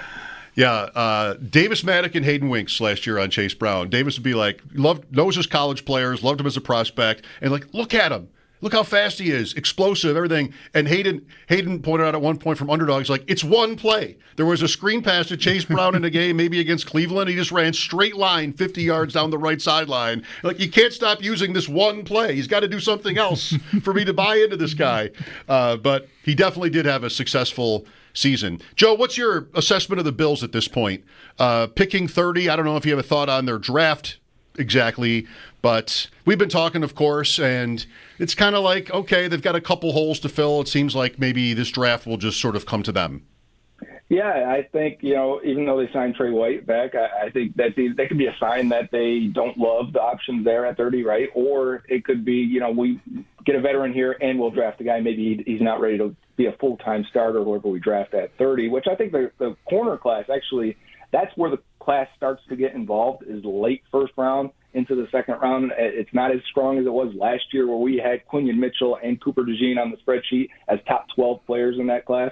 I don't think we have one of those guys this year, even Will Johnson, although I think Will Johnson would be a great fit if he was somehow still there at 30 for the Bills. But if it's Maxwell Hairston, if it's Ezra Thomas, or maybe even Trey Amos, I think all those guys would fit well for the Bills at 30. I think they could use a big defensive tackle. Will Kenneth Grant still be there? Will Tyleek Williams be there? I think Tyleek Williams is every bit of a player that Kenneth Grant is. Tyleek's actually a little bit more agile, a little more fluid of an athlete. At 330 pounds, he gained weight and was 330, put on weight for the combine, and I thought he looked excellent in that performance on the on-field stuff. I think Tyleek Williams is one of the best run defenders in this class. Put him next to Ed Oliver, and I would really like that pairing. And then are they still – it seems like a perpetual thing every year. We're going to talk about receiver and what kind of receiver do they need? Do they need more speed this time? Do they need someone that can get open? Is it a deep guy? Yes. Right. When the combine comes around, is it like is Matthew Golden, is now he the guy? Now he's expected to go a little bit early. Is Jaden Higgins, who I think has wide receiver 1 upside, scores super high for us, all worth that first-round pick. I think he's 24th on our board. Jaden Higgins from Iowa. If you want another 6'4", 214 guy, this guy actually has some speed and agility. He just doesn't have the yak ability. Everything else is there for Jaden Higgins. I would love that pick for the Bills. Or do you let it go a little bit later and you get a Kyle Williams in round 3 or so, or maybe at the back half of round 2 it might be, depending on where people see him. But I think that's where I'm looking at. And then I know Bulldog is high on Nick Emanwari, and you get a big guy that can patrol and do everything back there. And I think people are misevaluating Emanwari a little bit because he's so big. I see people instantly go, oh, is he a Cam Chancellor type? He's actually more Kyle Williams for the Ravens, who can cover the slot. His man coverage grade, based on our database, puts him in the 90th percentile amongst safeties going back to 2016. He is really good in man coverage for that size. He's in the top 10 of our board. I think he's number 6 right now. He's a strong prospect. There's a chance you're looking at a perennial all-pro player. Joe, you put a lot of work into this, a combination of all different numerical factors and watching film. Is it available to the public? It is, yeah. You'll find it on my Twitter. I should probably pin the tweet, but look me up at Joe Goodberry on Twitter or on X, whatever you call it these days. But yeah, you'll find a tweet there somewhere. And fish fries. And fish fries. Hey, Western Nice. New York, right? That's what we do on Friday. Let's go. Oh, tonight, what a scene that'll be. Good Friday. It's the fish last fries. one, yeah. Last one. Joe, thanks as always for your time. Good job. Thanks for having me, guys. You're welcome. Joe Goodberry on the West Her Hotline. It is a pretty good chart. Will Johnson's his number one guy. So we didn't get to. I wanted to get to, like, how did he put it all together? Like, what the math looks like on that. But Genty's up there. Travis Hunter, of course. You know, the names you expect, and then some different ones, which makes it interesting. This is when we have lines open for today, 803-0550. We'll have Sal on at 5, and then Paul Hamilton after that, as the Sabres wrapped up their season last night and several players spoke today. Mike Schopp and the Bulldog here. Thanks for being with us. This is WGR. Never miss a second of Sabres.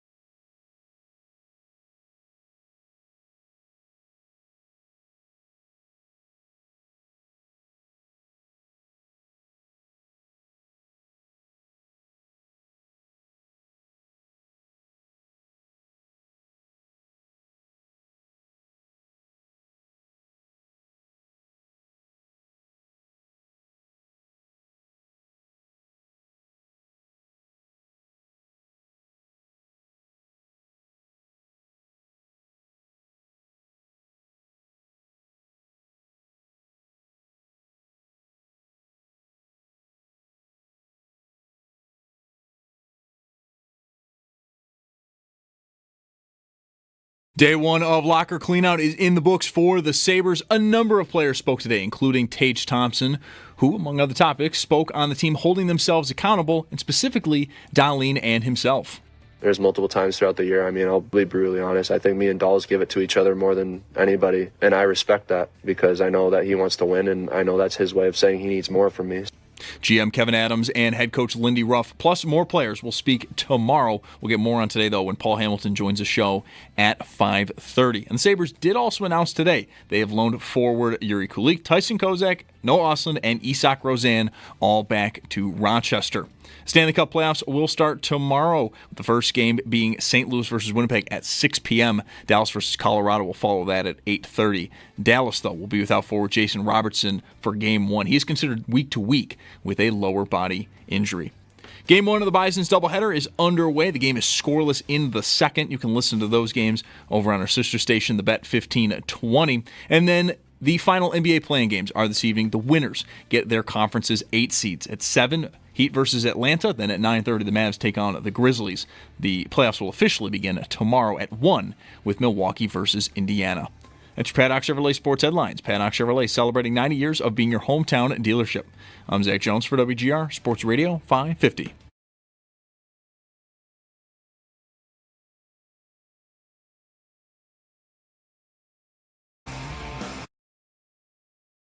Number 5 right now, 716-221-4WGR. That's 4947. Wins a pair of lawn tickets to see Breaking Benjamin and 3 Days Grace, September 17th at Darien Lake Amphitheater, courtesy of Live Nation. Tickets are on sale at livenation.com. Did you listen to that Tage Thompson clip? I did. Did it do anything for you? Did it just sound like hockey player stuff, or did it do anything for you? No, I like that he admitted that he and Dahlin have like maybe a healthy friction's not maybe he didn't use that word, but like that they give it to one another, that they're hard on one another, and I think a good team should have that. I think the best players on the team should be demanding of one another, especially. Me too. I wonder if Dahlin would say the same thing. Maybe he did. But I heard a good chunk of him. I don't know about good. I heard a few minutes of him. I don't know how long he spoke for, so I shouldn't try to pin it down like how much of it I heard. But it's funny. On one hand, he made a point about how you need to have experience. We're still such a young team, even though we've been together, some of us, a long time already. But there's still a lot of young players here, and you have to learn how to do things and the right way to do things and how to play all the time and all these sorts of things. And he got done with that and was asked another question about, I think it was specifically about what did you and Kevin talk about? And he said, well, I don't want to get into specifics of that. The question after that was, do you think there need to be more experienced players here? Because he opened the door to that, right, by saying what he said about you need to have experience. And I could feel him being uncomfortable. I'm not positive he was, but it just... Because what are you asking me? Do I think we need to trade Zach Benson for someone who's 28 years old? Like, he got to, I'm not the GM eventually, and I just knew he felt like, oh God, I'm trapped. Yeah, I trapped myself. I made the point about needing experience, and now you're asking me whether we need, tough spot for the captain there. Well, I just felt like maybe Thompson was saying that Dahlin gets on him. But I have a tough time imagining Thompson getting on anyone else, especially Dahlin maybe, and that might not be fair. But, he's like, yeah, we're hard on each other, and he's hard on me, and I accept that. I wonder, if that's mutual. Yeah. And I don't know if it needs to be, but I don't see Thompson as, that guy, right? No. Does he have to be? No. But it was just kind of interesting how he went to Dahlin for that. I think... He's a very interesting piece on the team, Thompson, because he is not young. He's reestablished himself as a star. I think if next season begins, we'll see what he does at the World Championships, which he has said he's very happy and proud to be given an opportunity to do that because he wants to make the Olympic team. And I think if he has But if he starts next season the way this season ended for him, it would blow my mind if he doesn't make the Olympic team. There's an argument to me he should have been on the Four Nations face-off team, but he really wasn't. It was almost after that happened that he got healthy enough, or just whatever happened, he sort of took off again. So he's got a lot to play for. The thing that I think is interesting about him is I think it wouldn't surprise me if Dahlin is hard on him, because I think he brain locks pretty regularly. And look, you have to live. He's an incredible talent, and there is no way I am making a case that they'd be better off without him at all. Okay, so just hear me out here. But he does make mistakes. Like, he is not the headiest guy all the time as far as the situation goes, and get it deep, time left in the period, that kind of, like, I feel like he just sort of gets lost sometimes, and he's your best forward, and they're trying to build a team that is responsible 200 feet, and he's already been bumped out of center because it seems pretty clear Lindy Ruff does not trust him to carry out the duties that he feels are required of a center. And, it's fine. It's working well on the wing.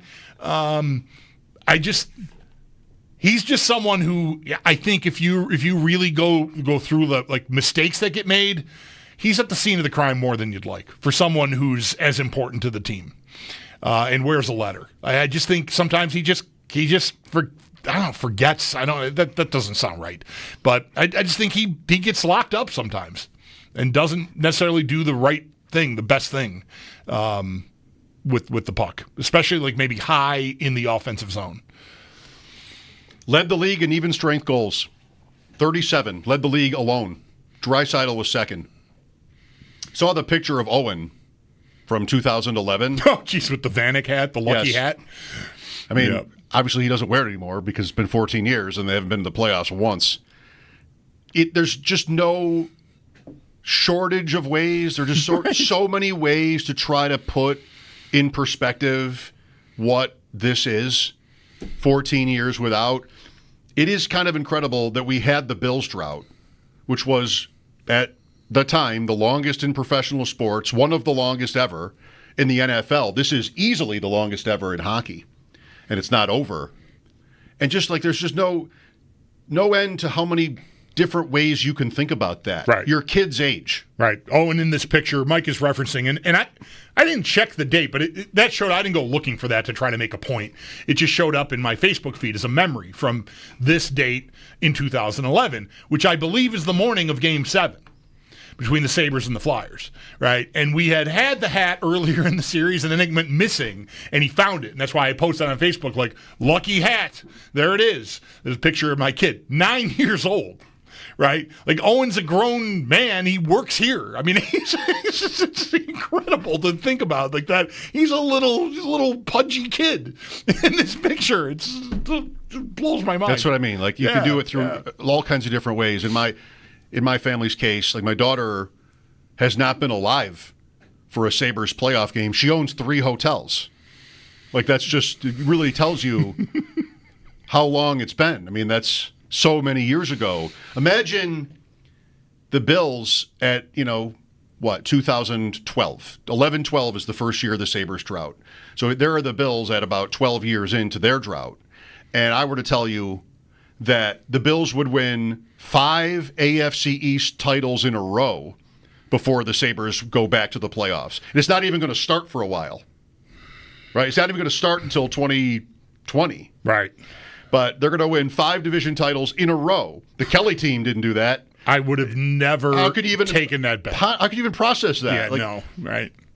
You might have even said yes to it if it was an offer. I'll give you the Bills winning 5 division titles in a row before the next Sabres playoff game. All right, maybe I'll sign for that. Right. And here we are 14 years later, and it's still where we're at. I mean, the fact that there's only one player in the league, Tyler Myers, played for the Sabres in a postseason game. The fact it's surreal that Ruff is again their coach, despite all of this. He's back and he's staying. I don't know. There's so many different pieces, different perspectives you could have on it. It's just really incredible. And it's always, I think, a challenge to sort of figure out why. Like, what was it? You've got the league leader in even strength goals. You've got Dahlin, who's as good as ever. He's almost as good as anybody in the league at his position. And no, not even really close.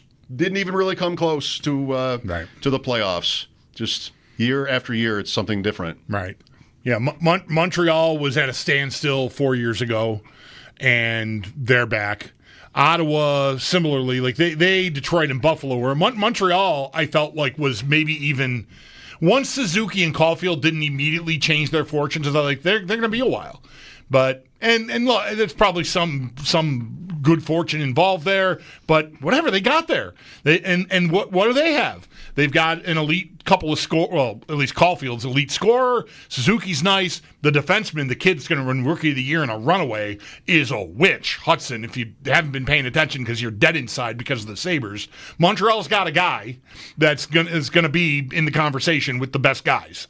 All right, he's really little, but he's an incredible player with the puck and just skates like the wind. Is your classic 21st century NHL defenseman is what he is. You know, I don't know if fans in Montreal are going to be mad at him because it didn't cross-check people in the teeth or whatever, but he's incredible. And then they add this Demidov kid, and I almost texted you both nights I was watching him play because the first night he had an assist and a goal in like the first 10 minutes of the first period. The game they clinched the other night, he didn't get on the score sheet. But I'm telling you, the arena, and of course, there's a lot of hype, so you're excited. It's a new guy. Man, he just is making plays. He is a talent. Like, I'd be stunned if he doesn't have some impact on the playoffs. I don't know if he can help them upset Washington, but nobody's got anything on how he's going to be used. They're going to put him on the power play in some, fine, after they play a couple games, maybe you'll have an idea, but he is high-end talent, this kid. And, I mean, Paul and I have gone round and round on him already a couple times. I'm going to not bring it up today because I don't want to submarine our whole segment yelling at Paul about this because Paul just thinks that he's a kid. Tell me when he does something. I'm like, well, he's already doing something. How about now? He looks fantastic. So Montreal has blown past you. I wonder if Montreal is what kind of an underdog they are. Like, has it been so long? You and I grew up with the Canadians lording over the division, the league even. Has it been so long? 30 years. Like, has it been so long now that sort of, are they cool? Or are they still 24 cups Montreal, Yeah, I don't know. Like, I got to stop short of, rooting for them exactly because they're supposed to be a rival, but I don't know. This is one of those things that happens when your team is a non-entity, a non-factor in the conversation. The stories to me that are the best are the Canadian teams. So I don't know. Go Habs. Go Toronto. I don't know. I feel filthy saying that, but I want to see those teams do well. Toronto or Ottawa for that? I think I would still lean Toronto. Ottawa still annoys me. They're also awesome, but Ottawa. There's more history, more recent history there. There's all those years where they couldn't beat the Leafs. They had the better team in every one of those series, I think. I was still rooting for the Leafs some in those days, like 2002, around there. And it would just be like, no matter what happens here, they're going to win. The Leafs are going to win. All their veterans that they would load up on and just goaltending, like just somehow they would always win. That's a long time ago too. Maybe this year will be different. Now the story is how Toronto can't win in the playoffs, and Ottawa hasn't even been there for a long time, so it's fresh. At least in terms of Ottawa, it's fresh. Mike Schopp and the Bulldog here. Sal coming up at 5. This is WGR.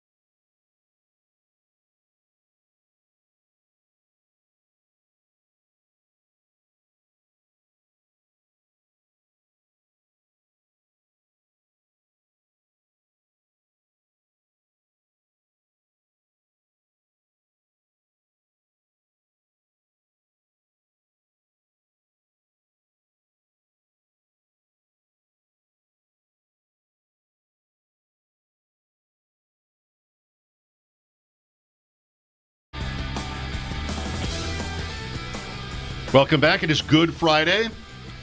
The Bandits Bulldog. Yeah. What do you know? You didn't get to a game.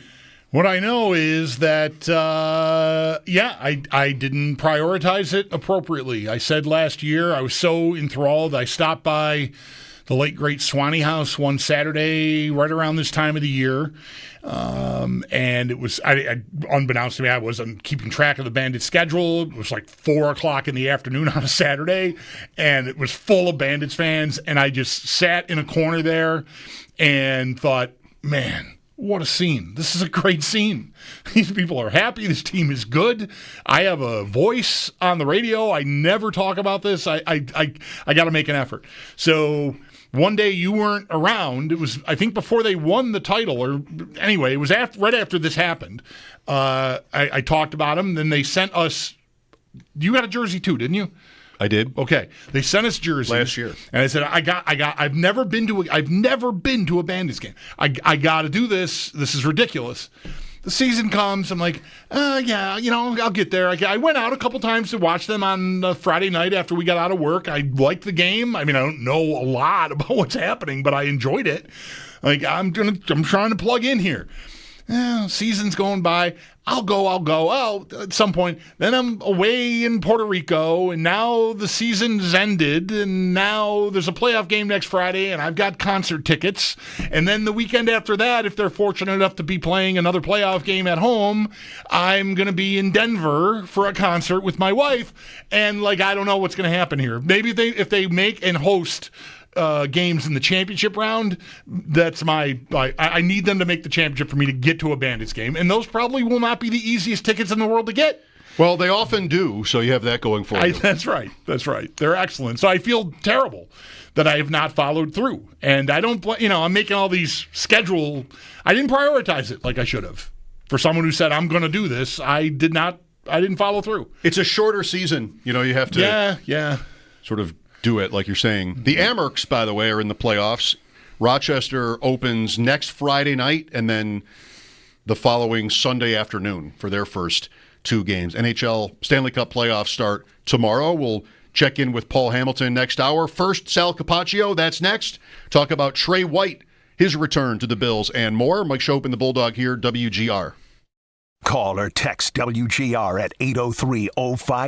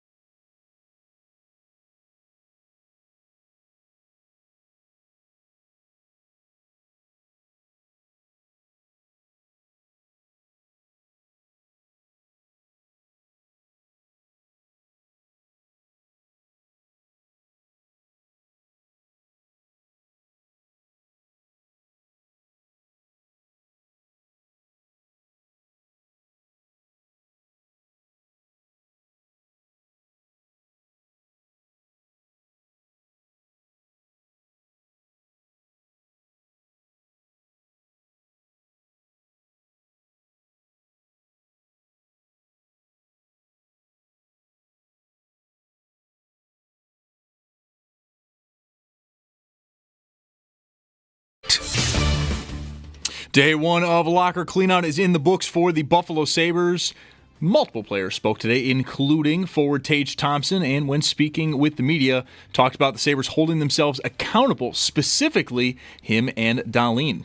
There's multiple times throughout the year. I mean, I'll be brutally honest. I think me and Dolls give it to each other more than anybody, and I respect that because I know that he wants to win, and I know that's his way of saying he needs more from me. GM Kevin Adams and head coach Lindy Ruff, among other players, will also speak tomorrow, and we'll also get more on today when Paul Hamilton joins the show in just about a half hour at 5:30. This is not the only thing announced by the Sabres today, as they also made official the loaning of forwards Yuri Kulik, Tyson Kozak, Noah Ostlund, and Isak Rozan back to Rochester. Stanley Cup playoffs will start tomorrow night, with the first game being St. Louis versus Winnipeg at 6. Dallas versus Colorado will follow that at 8:30. But for Dallas, forward Jason Robertson out for Game 1, and he is considered week to week with a lower body injury. If you did miss it yesterday, cornerback Trey White is returning to Buffalo on a one-year deal worth up to $6.8 million. For more on that, we do have a piece up at our website, WGR550.com. But stay tuned. We'll get more on that signing as Sal Capaccio joins the show next. And later tonight, the final NBA playing games will be this evening. The winners get the conference's 8 seeds at 7, Heat versus Atlanta. Then at 9:30, the Mavs take on the Grizzlies. The official playoffs then will begin tomorrow at 1 with Milwaukee versus Indiana. That's your Paddock Chevrolet Sports Update. Paddock Chevrolet celebrating 90 years of being your hometown dealership. I'm Zach Jones for WGR Sports Radio 550.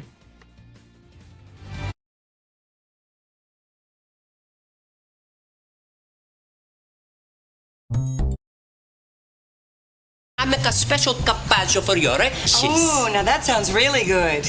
Oh, you like? Hey, get away from my wife with that. What's the matter, carpaccio no good? What do you do now? They don't like a carpaccio. They like carpaccio. On WGR I make a carpaccio for you. Sports Radio 550. Well, great timing to have Sal on now because Bulldog, I would say this schedule of mine is really coming together. Oh, is there a third team? I thought I should just leave it at one more just to keep the bit alive because it's so funny and good. Yeah, but sure. I kind of got rolling. Oh my! Oh geez! Wow. So I've got 6 or 7 entries in there. A lot there. We've got an opener at New England. That's right. I assume that's a Sunday night game. Why? I don't know. I'm just kidding. No, it will not be a Sunday night game. Is it the Chiefs? Where is the Chiefs? The Chiefs right around Thanksgiving. Is that where that is? Yeah, week before. Okay. Mm-hmm. Yeah. There. I see Thanksgiving now on the other. Yeah. Bengals late. Yeah, week Christmas 17. Day. Oh, look at this. Christmas Day, Cincinnati at Buffalo, 1 o'clock. Right, don't misplace that because the schedule, I will not. We're a few weeks out, right? Mid-May, something like that, I think. With me every day. Sal, we don't know the date yet, but he's right? Mid-May for the schedule? Well, according to Mike North on the pod we did last week, he said, I think May 13th through 15th, somewhere in there. We do not know the date, but that's the general time frame. I'm taking that as a win. That's mid-May to me. Sure. Yeah, he did say, though, that maybe one of those schedules that gets pumped out even before that, they take the commissioner he likes and they put it out earlier, so who knows? Oh, all right. Yeah, that's exciting to think about.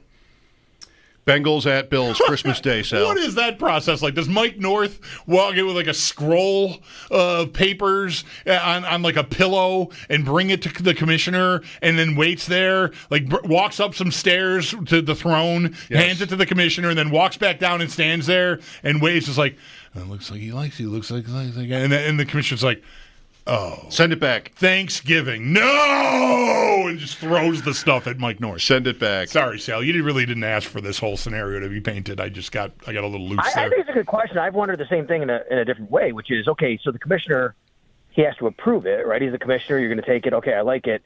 I guess I never asked him like this. Maybe I will. I can reach out to him. But has he ever looked and said, I don't like it, go back and do it again? I don't know if that happens. You know what I mean? What would be the problem with it? Too many Browns games maybe would be one thing. Can you just have fewer Browns games and mix in some of the better teams a little bit more often? One thing you could do to dress this thing up. All right. Very late in yesterday's show, we had our pre-draft special. The news came down that Trey White was coming back to the Bills on a one-year deal. I know, Sal, you were going to be talking to Jeremy Kahn in Baltimore today and kind of sort of digging in on what Trey White is, so to speak, at this point. I did see maybe Doug Farrar. I did see a couple places on Twitter with the news that like he did okay for the Ravens. I mean, the Rams thing seemed to go badly. Where are you at on what you think he is as a player at this point? Well, I didn't study him extensively, last year in L.A. or in Baltimore. I could tell you that obviously in L.A. last year, we all saw some things on national TV that didn't go well for him, and he was a healthy scratch a few times with the Rams, right? It just wasn't going well. So they wound up, moving on from him, and for whatever reason, it wasn't a fit. He wasn't quite back to being himself yet.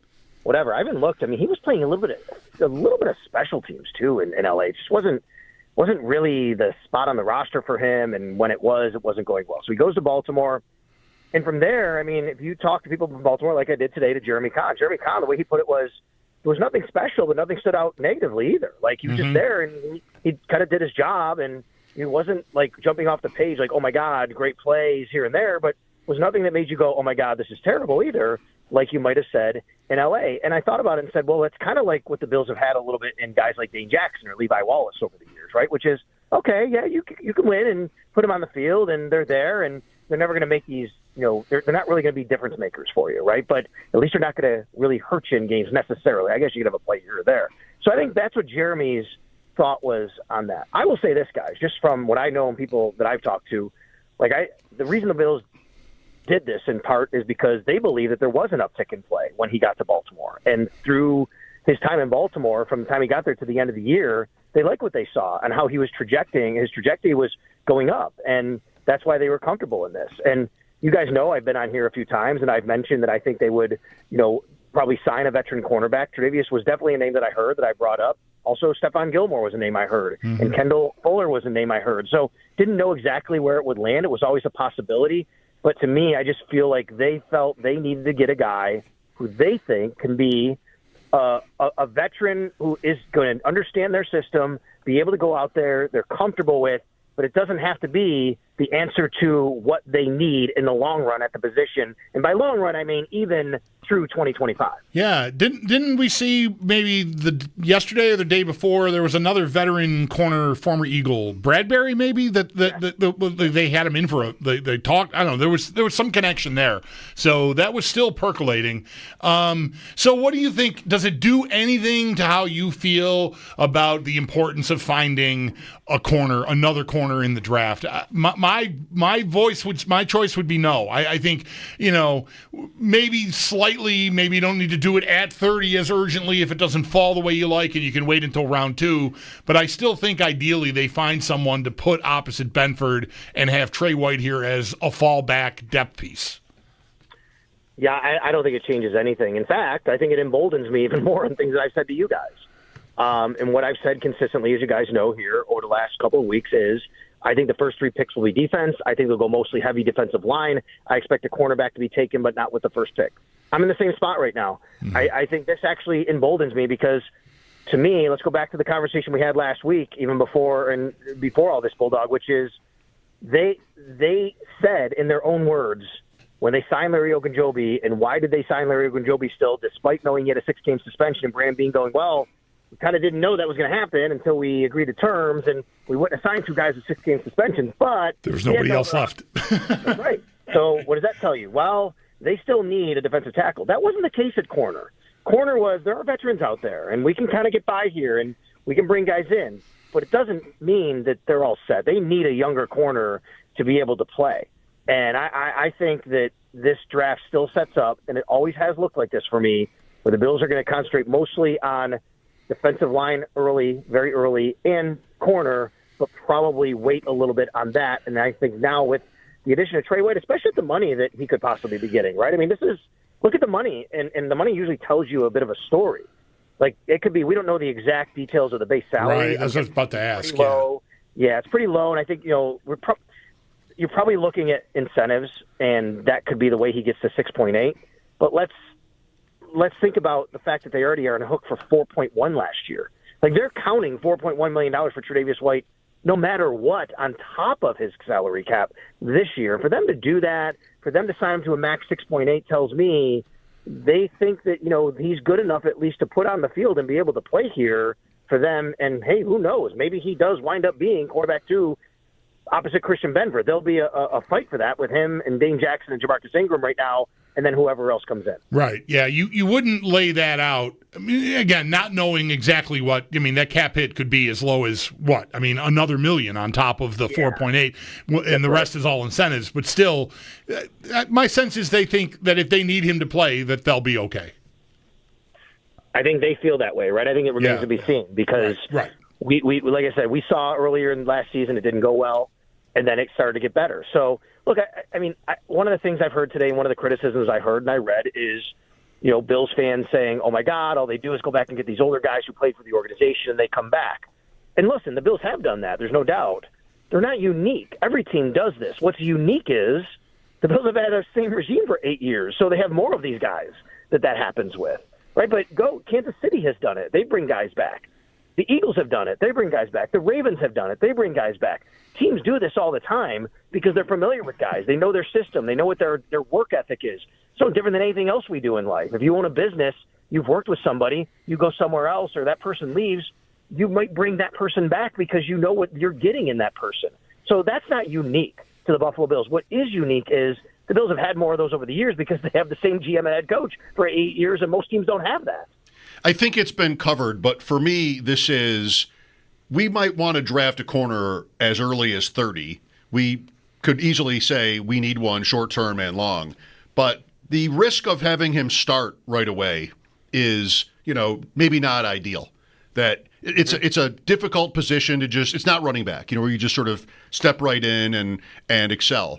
So I think even if they do love an option, Amos or somebody at 30, they could still do it. But they'd want to be, ideally, you'd want to take your time with them. It's also not quarterback where you feel like this pressure to play him right away.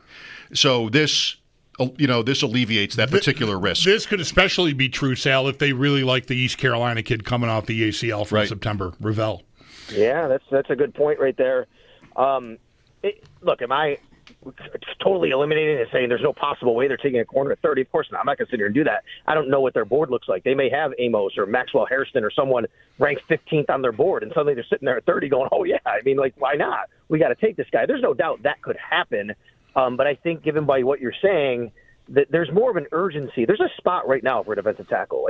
They draft a defensive tackle 30. He's playing, guys. He's kind of a starter no matter what because they play 4 guys. They only have 3 as of right now that are eligible to play. Well, 4 is Zion Logue. I'm not counting him, but they're eligible to play because Larry Ogunjobi's suspension. But you're right. They certainly could do that. And I like that point too, which is it kind of alleviates that risk if you're not pressuring him into start. I will say though, the Bills, Brandon Beane has always been cognizant and has spoken about how there is pressure on a first rounder from the outside, and that elevates that pressure on that player.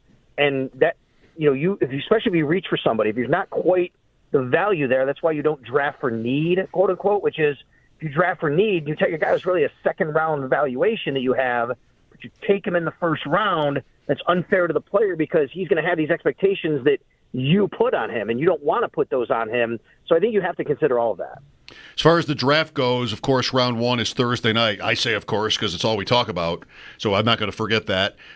Where are the Bills likely to be at in their preparation? I mean, we had visits recently. Is that all done now? Are we at the point now where nobody leaves the office for a week? Yeah, I think I'd have to look for sure. Technically, I think the visits should pretty much be done now.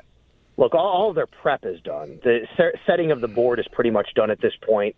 They might adjust a few things here or there based on some intel that comes in, this week. But if you get to this point and you're just moving things up and down the board, then you haven't done your homework. This is why you guys remember back in 2017, right? The Bills draft, and then the next day, I remember this. I wake up on Sunday morning, I was heading to the gym, and I get an alert. The Bills fired Doug Whaley and the scouting staff the day after the draft. Well, because the end of the scout season is next Thursday, Friday, and Saturday. That's their timeline. All of the work they do for Brandon Beane, the college personnel department, that's all done already through the course of the season, college season, through the course of the bowl games, and all of that. So now they're doing that. You know what happens next week? Mock drafts. Not kidding. We know this, right? Brandon Beane has said it. He's got guys on staff that he says, okay, you are the Detroit Lions, you are the San Francisco 49ers, you are the New England Patriots. And they go through mock drafts, and they said, tell me what these teams are going to do, so they can kind of predict where the board is going to be when they come into the office on Thursday.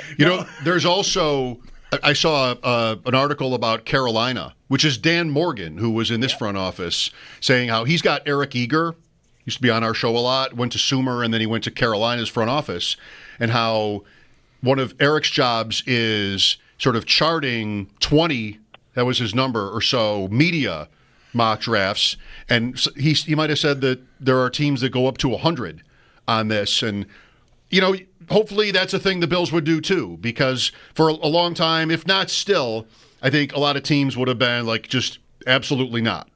We know what we know, and we're above you. But I think it's so sophisticated now, and there's also good information that a lot of these guys, like a Daniel Jeremiah for one, would have, that I would like to think that Bean would find that useful. No doubt.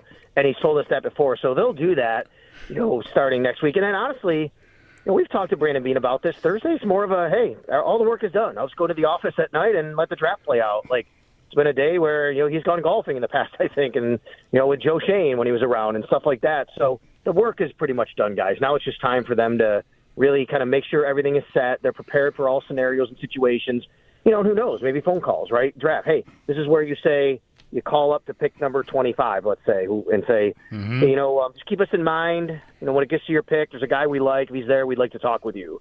You're getting calls from teams behind you asking and doing the same thing. I think all of that groundwork is getting laid now. I think the Patriots did their pre-draft press conference with the Patriots. I think so. Yeah, yes. I saw Vrabel talking. Mike Greer with Miami has done this, and a few others have done it. And I think one of them, can't remember if it's the Patriots or not, but they said they have like 225 guys on their board, something like that, whatever the number was. But I think that's less than gets drafted, right, overall. So, yeah, I mean, that means the rest of the guys just aren't draftable. So what do? You try to get to, if you're that team, you try to get to spots where maybe you trade 7th-round picks to get more draft picks, or you're thinking, okay, then you start assigning priority free agent guys. And a lot of that stuff gets done, on Saturday as well. Once you get to Saturday, it's, okay, priority free agents, who we get a call, undrafted free agent, let's keep this guy in mind, let's call his agent and say, if he doesn't get drafted, we want him to come here. So they're doing all those kinds of things. Yeah, I just, the idea of the personnel people being in charge of different teams. I'm like imagining some Bills scout calling a Detroit radio host. Hey, what are you hearing? Like it's the opposite of the way it usually works. Like usually the media is calling the team people for information. In this case, flip it around. Like I'm in Buffalo. I don't know what the hell Detroit's doing. Who do I know over there? Let me call Detroit's version of Mike Schopp and find out what Detroit's thinking. Oh, you're gonna love him. You're gonna love him. Right? Like, I think I've told you guys before. One day, this is years ago now. Years ago, I opened up my Twitter feed and I'm looking. I'm just like, oh, some new followers, and I look, and there was like this professional-looking photo, and I clicked, and it was somebody in the San Francisco 49ers front office that had followed me. I think it was before the Bills played the COVID year, because the Bills played them that year, and that's what stuck with me. Well, Bills are playing them this year, so he's just kind of following to get information about the team, that year and leading up, and it makes a lot of sense. Well, guess what?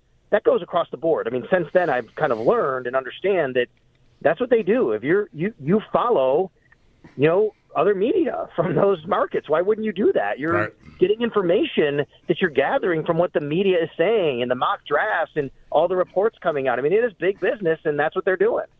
Sal, thanks for today. Have a great weekend. Happy Easter, guys. Happy Easter. Right. Yes, indeed. That's our Sal Capaccio on the Western Hotline. His appearances are always brought to you by Outlet Liquor. We need to stock up. It's the place to buy a case. What's your outlet?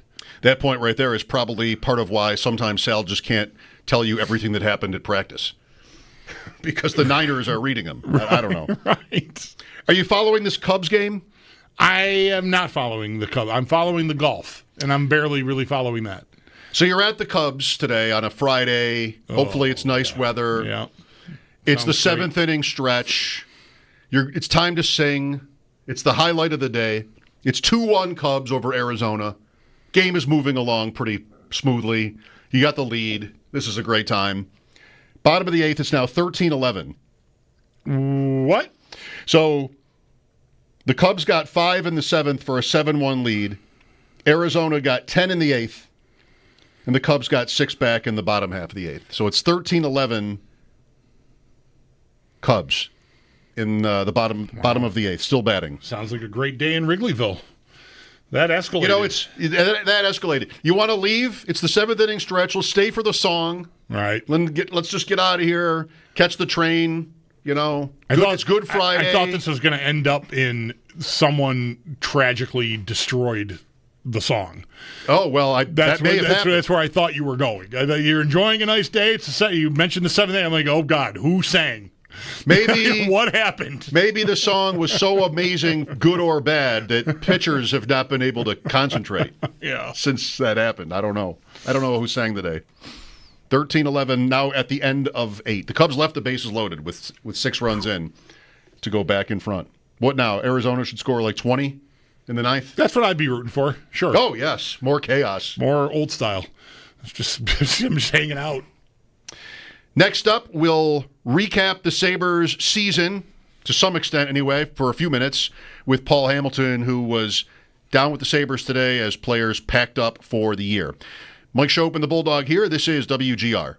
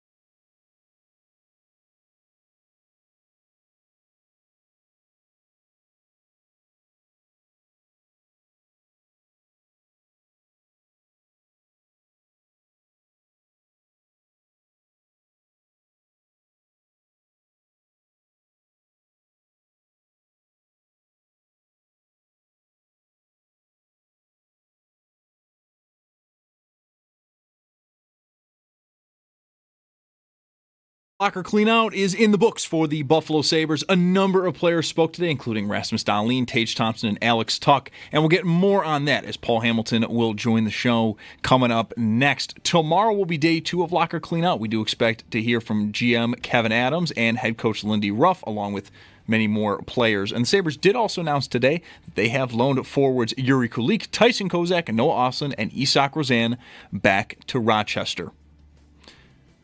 Game 1 of the Bison's doubleheader is underway. The game is scoreless. You can listen to the rest of that game and game number 2 coming up later over on our sister station, the Bet 1520. In the majors, game starting just after 7. Yankees at the Rays, Blue Jays host the Mariners, and the Mets host St. Louis. And then in the NBA, the final playing games are tonight. The winners get their conference's 8th seed. At 7, it's Heat versus Atlanta. Then at 9:30, the Mavs take on the Grizzlies. And the official playoffs then will begin tomorrow afternoon at 1 p.m. with Milwaukee versus Indiana.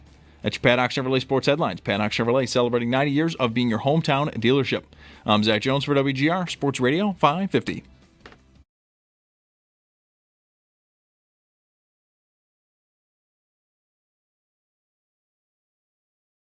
Paul Hamilton. That's what they called me in college. It's the bone. He has the facts to back up his opinions. People ask me, well, how are the Sabres going to, are they going to win tonight? I don't have a clue. On WGR Sports Radio 550. Bulldog and I in here rapping about the map of Europe. Just another day. Paul Hamilton on the West-Her hotline. Paul, are you a geography guy at all? No.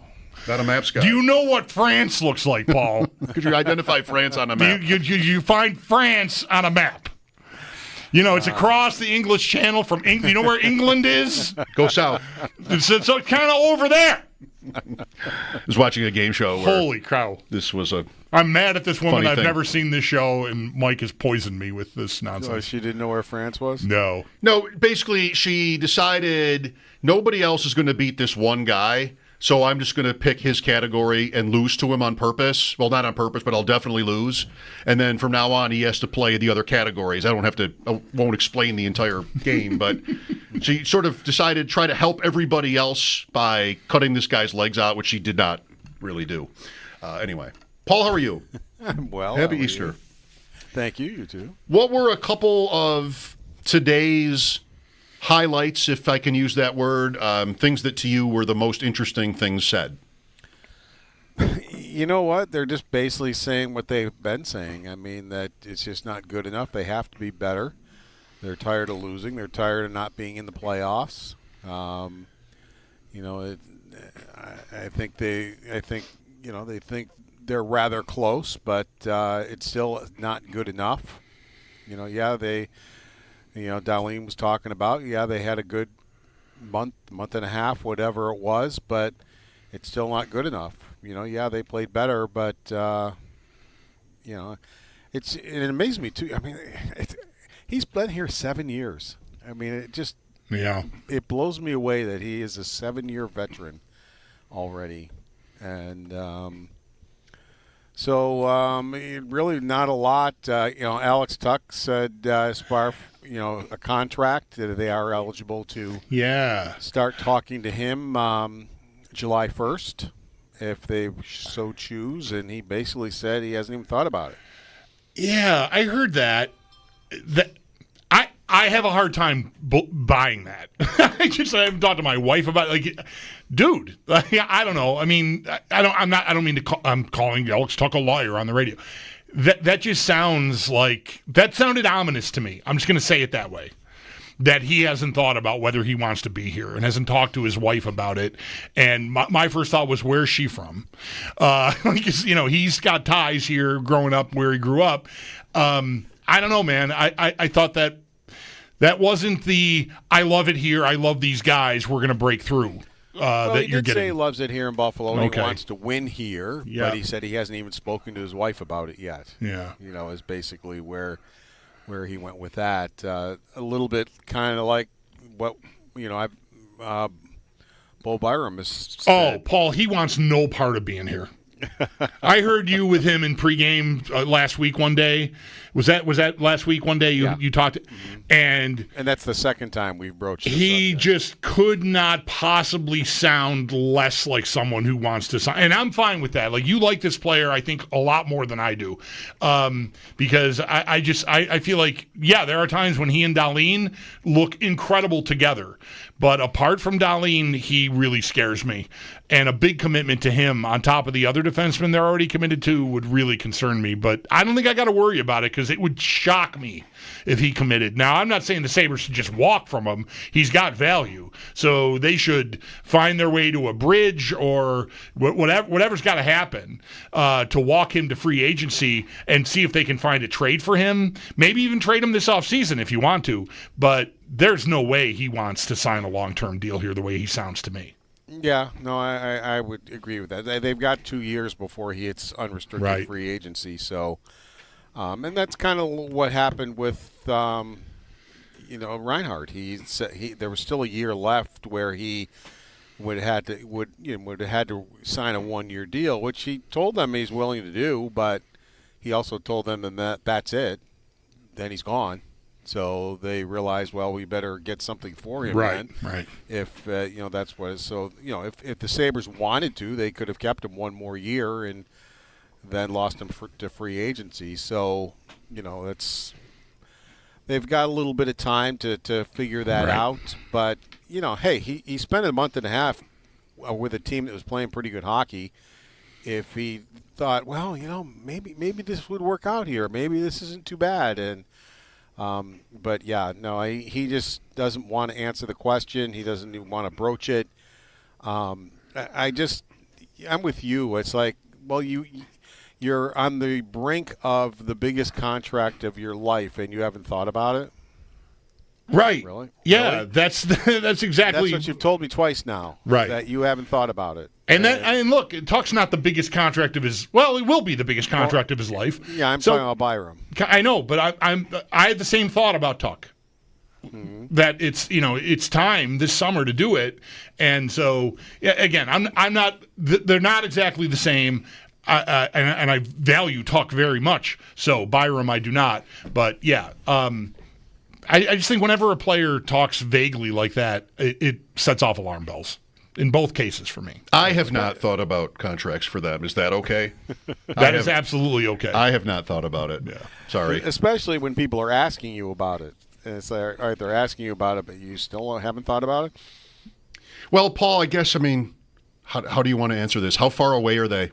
Like, now it's back to zero here. We've got the playoffs first, and not knowing what changes might be coming either, but Lindy's back. I assume Adams is back. Most of this team is under contract. Can they win? Not the way they're built right now. I mean, they still have to, find somebody to help Owen Power. They still have to find a top 6 forward, which they've been looking for. They still have to figure out what they're doing with goaltending and how is that going to work? Are you going to take the chance on the 2 kids and hope one of them takes the job? That's pretty dicey. If that's how you want to go, you can do that if you'd like. But that's pretty. You might come out fine in that, but you also might come out in the bottom of the league again too. Yeah, there's a lot there, and I don't know. Paul, it's funny, the season ends, and I like how Kulik, Benson, and Thompson look together, but the idea of those 2 guys riding around with Thompson on your top line playing against the best players in the league night in and night out, that doesn't sound like a plan to break a 14-year playoff drought to me. I mean, it could work, but that's a lot of youth and inexperience to put into 22 minutes or 20 minutes a night on your top line. Yeah, I mean they played very well together, but it has to be better. As far as I'm concerned, right now I don't think Benson should be in your top 6 at age 19, and he's done a lot of good things. I like the way he plays, I really do. But as far as him being a top 6 guy, right now he might grow into one, but I don't think he's there yet. Yeah, I mean he had 28 points.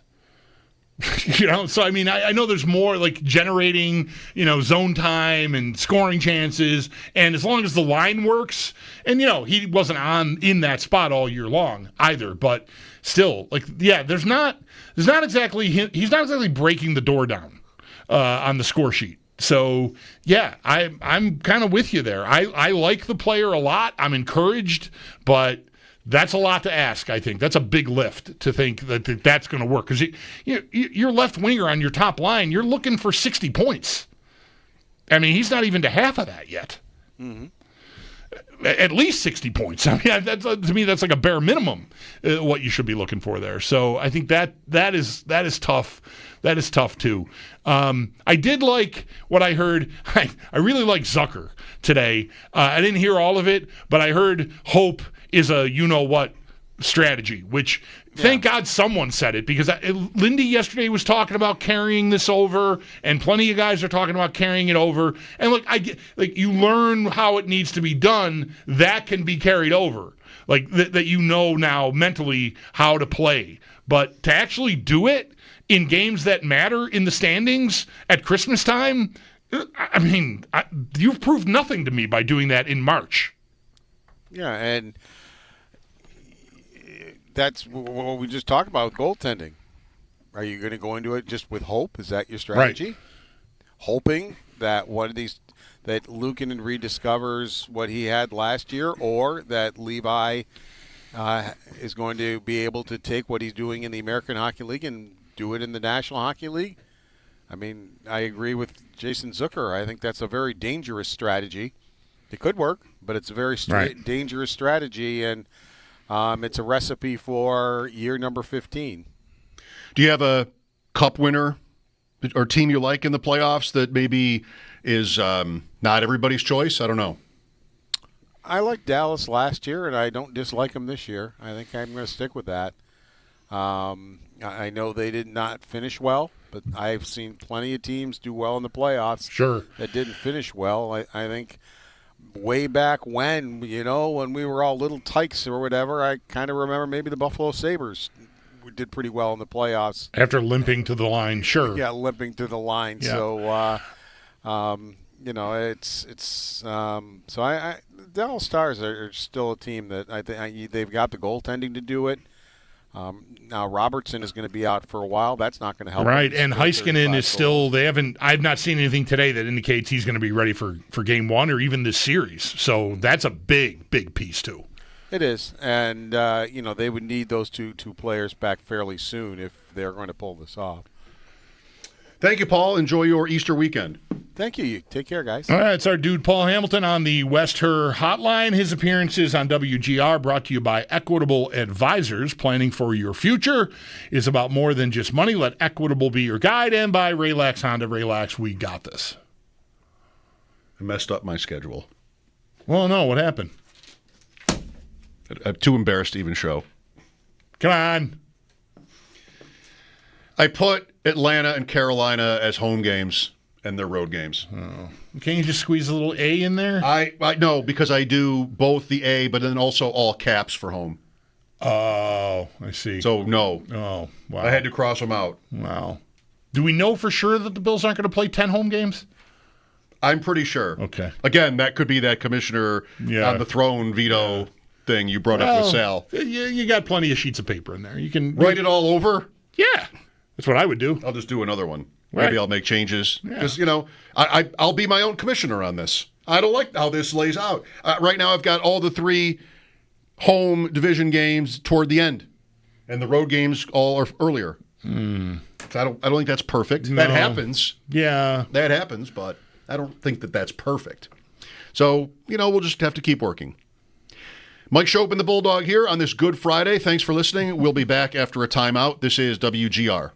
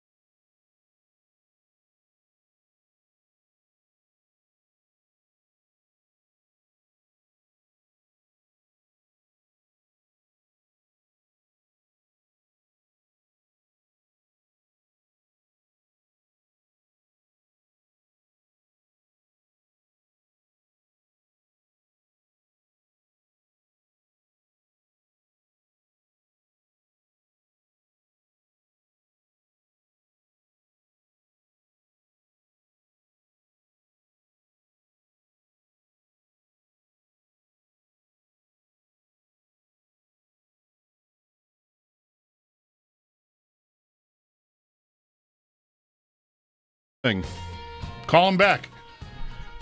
The Sabres really don't clean out their own lockers, right? They just grab their stuff and then somebody, like the spray and the wipe down and all that stuff. Clean out means somebody else get does your that. personal. Yeah, right. You got some Lucky Charms of some kind that are kept in there, and bobbleheads of your teammates or whatever.